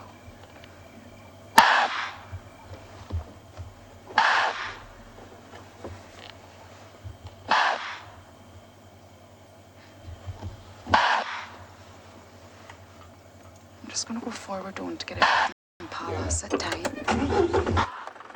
Oh, he's running. She must be on the move. I can't see her, but he's off. And it's highly unlikely that she would actually chase him or hunt him once she's been spotted. The game's up. She can't ambush. She can't stalk. He knows she's there. Lauren, she's coming behind you. Copy, thank you. She's behind us, apparently. Owen, did you hear that? So she's on the road. There we go. Megan, you made a comment there. I didn't get it, though, because the game drive radio went off. But... Oh, do you think so, Megan? The Impala sounded like gunshots. I'm not so sure I can agree with you. But, well... It's definitely... Look at her shadow. Her shadow's huge. Okay, she's right behind the car now. You're causing lots of trouble this evening, madame. Yes, you are. And you now know that there's a male Impala there that's seen you. But yes, the Impalas, it's a fast, furious snort that comes from their nostrils. Normally you see lots of sort of saliva and things spray when they do it as well. And it's repetitive. And that's sometimes how we find leopards, by listening to that sound. Oh, many people are saying you heard a woman shouting. There is a vehicle behind us, and we are around a lodge and a private property. So very, very possibly there's a woman that was shouting. Look at her shadow. But I did not hear that, I'm afraid. But yeah, there's other vehicles with landowners. Oh, many people are wondering if it's Pippa. Very possibly Pippa. I've not had the chance to message her yet. I would like to message her, but obviously I am driving. Pippa would be very excited to know that Columba's came to visit. Now she's going to appear right on the dam cam soon, everyone. If you are watching, she is headed that way. And you will see our vehicle. And you will see the other vehicle, which I am probably going to pull over very soon and let them pass, so that they can get a little bit of a turn to see her. It's called leapfrogging, everyone. So as we go past the lodge, I think I'm just going to let this other vehicle pass. There we go. We'll get some last views of her turning the corner to the dam cam. You see the lights from the dam cam. Okay, I'm just going to let this other vehicle go in front so they can enjoy Columba's bottom. And as I do that, we're just going to send you guys across to and beyond Ngala for an update with Nikki. So unfortunately, we were following this big male line and he went into this very steep drainage line, so we couldn't see him anymore. So also, we are so far away from where the brother is. We're going to start making way in that direction. Hopefully we'll get there in time. But we just couldn't follow him anymore. It was so dense that we had to pull out. But hopefully, as I said, maybe we can find that brother again as we carry on. But unfortunately, like, just to have a look, I'll ask Marcel just to shine off to the left here, the camera. But just look at how dense this area is. You'll notice very big trees, couldn't really like cross and also not follow this male. So we're going to carry on. Hopefully we find the brother again. We'll listen out, maybe switch off the vehicle here if they're calling, but he is very far from us. So hopefully we'll be able to get there in time.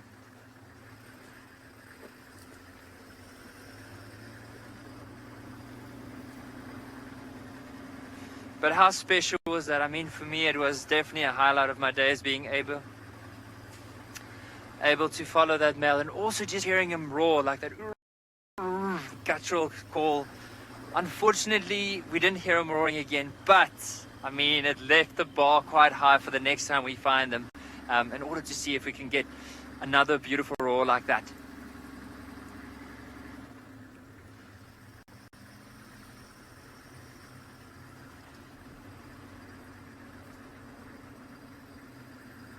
So as I'm going, I'm looking out for any tracks on the road, because currently at this moment, this male is moving and he's marking his territory.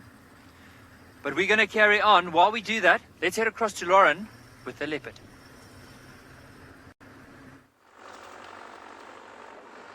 My leopard is on a mission tonight. We've just lost views of her.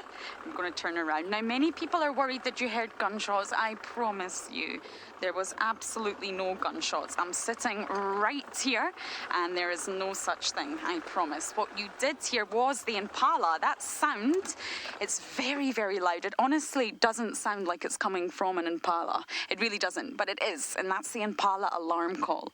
And because Columba was so close to the Impala, that's why he was doing it so frequently and so intense, I guess. Normally, if they just see a predator a little bit further away, then the alarm calls are not so frequent and the intensity is not so strong. So I promise you there was no gunshots, everyone. That was the Impala. It just sounds very... I'm going to move on.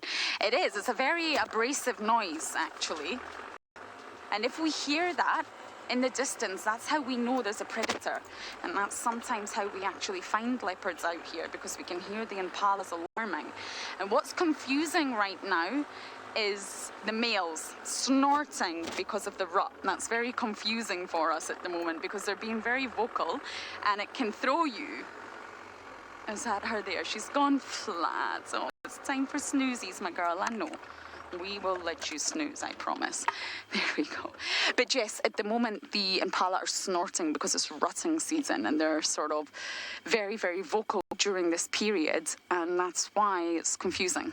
Owen and I, at the very, very start of drive, actually heard a sound, and it sounded like Impala's alarm calling, but actually, I think it was just two males being incredibly boisterous. And she's turned around for the last part of the show. Now, there is artificial light on her, I'm afraid, but I just want to let you all know it's not coming from us. You are seeing her in black and white because we're using infrared. An amazing piece of technology that allows us at WildEarth to view animals without shining any artificial light on them whatsoever. That's our special piece of technology that does that for us, and that's why your picture is black and white. You will see her eye shine, that's a pedum lucidum that we always talk about. You will see the eye shine reflecting in the infrared, but we don't have any light on her. Not a single piece. Oh my goodness, she's heading right to Tambeta, and there's actually a pan there now. And I wonder if she's going to have a little bit of a drink there. Very possibly. Oh my goodness, the countdown is on and she's walking away. Can I get another view? Is it going to be possible in the last 30 seconds? I'm going to try.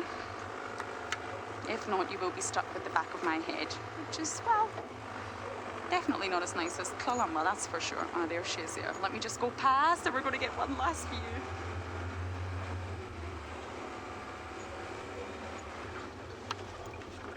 Okay, there is our last view of our leopard, Miss Columba. And I mentioned to you earlier, the real leopard whisperer is Tristan Dix, my very good friend and colleagues. And believe it or not, he's about to go live on Instagram from Hoodspray, our nearest town, really not too far away from here. So he's locked down there and you're welcome to engage with him and watch him on Instagram live. So please do tune in. I certainly will be when I get back to camp and I get some food. So it's been an absolute pleasure, everyone, having you on board. What a drive. I finally found my spots. So from Columba, Owen and I, we say thank you from this vehicle, but of course a big thank you to everyone from us at WildEarth and Beyond Ngala and of course Eco Training Karongwe. We will be out tomorrow, so please do jump on board then. But for now, good night.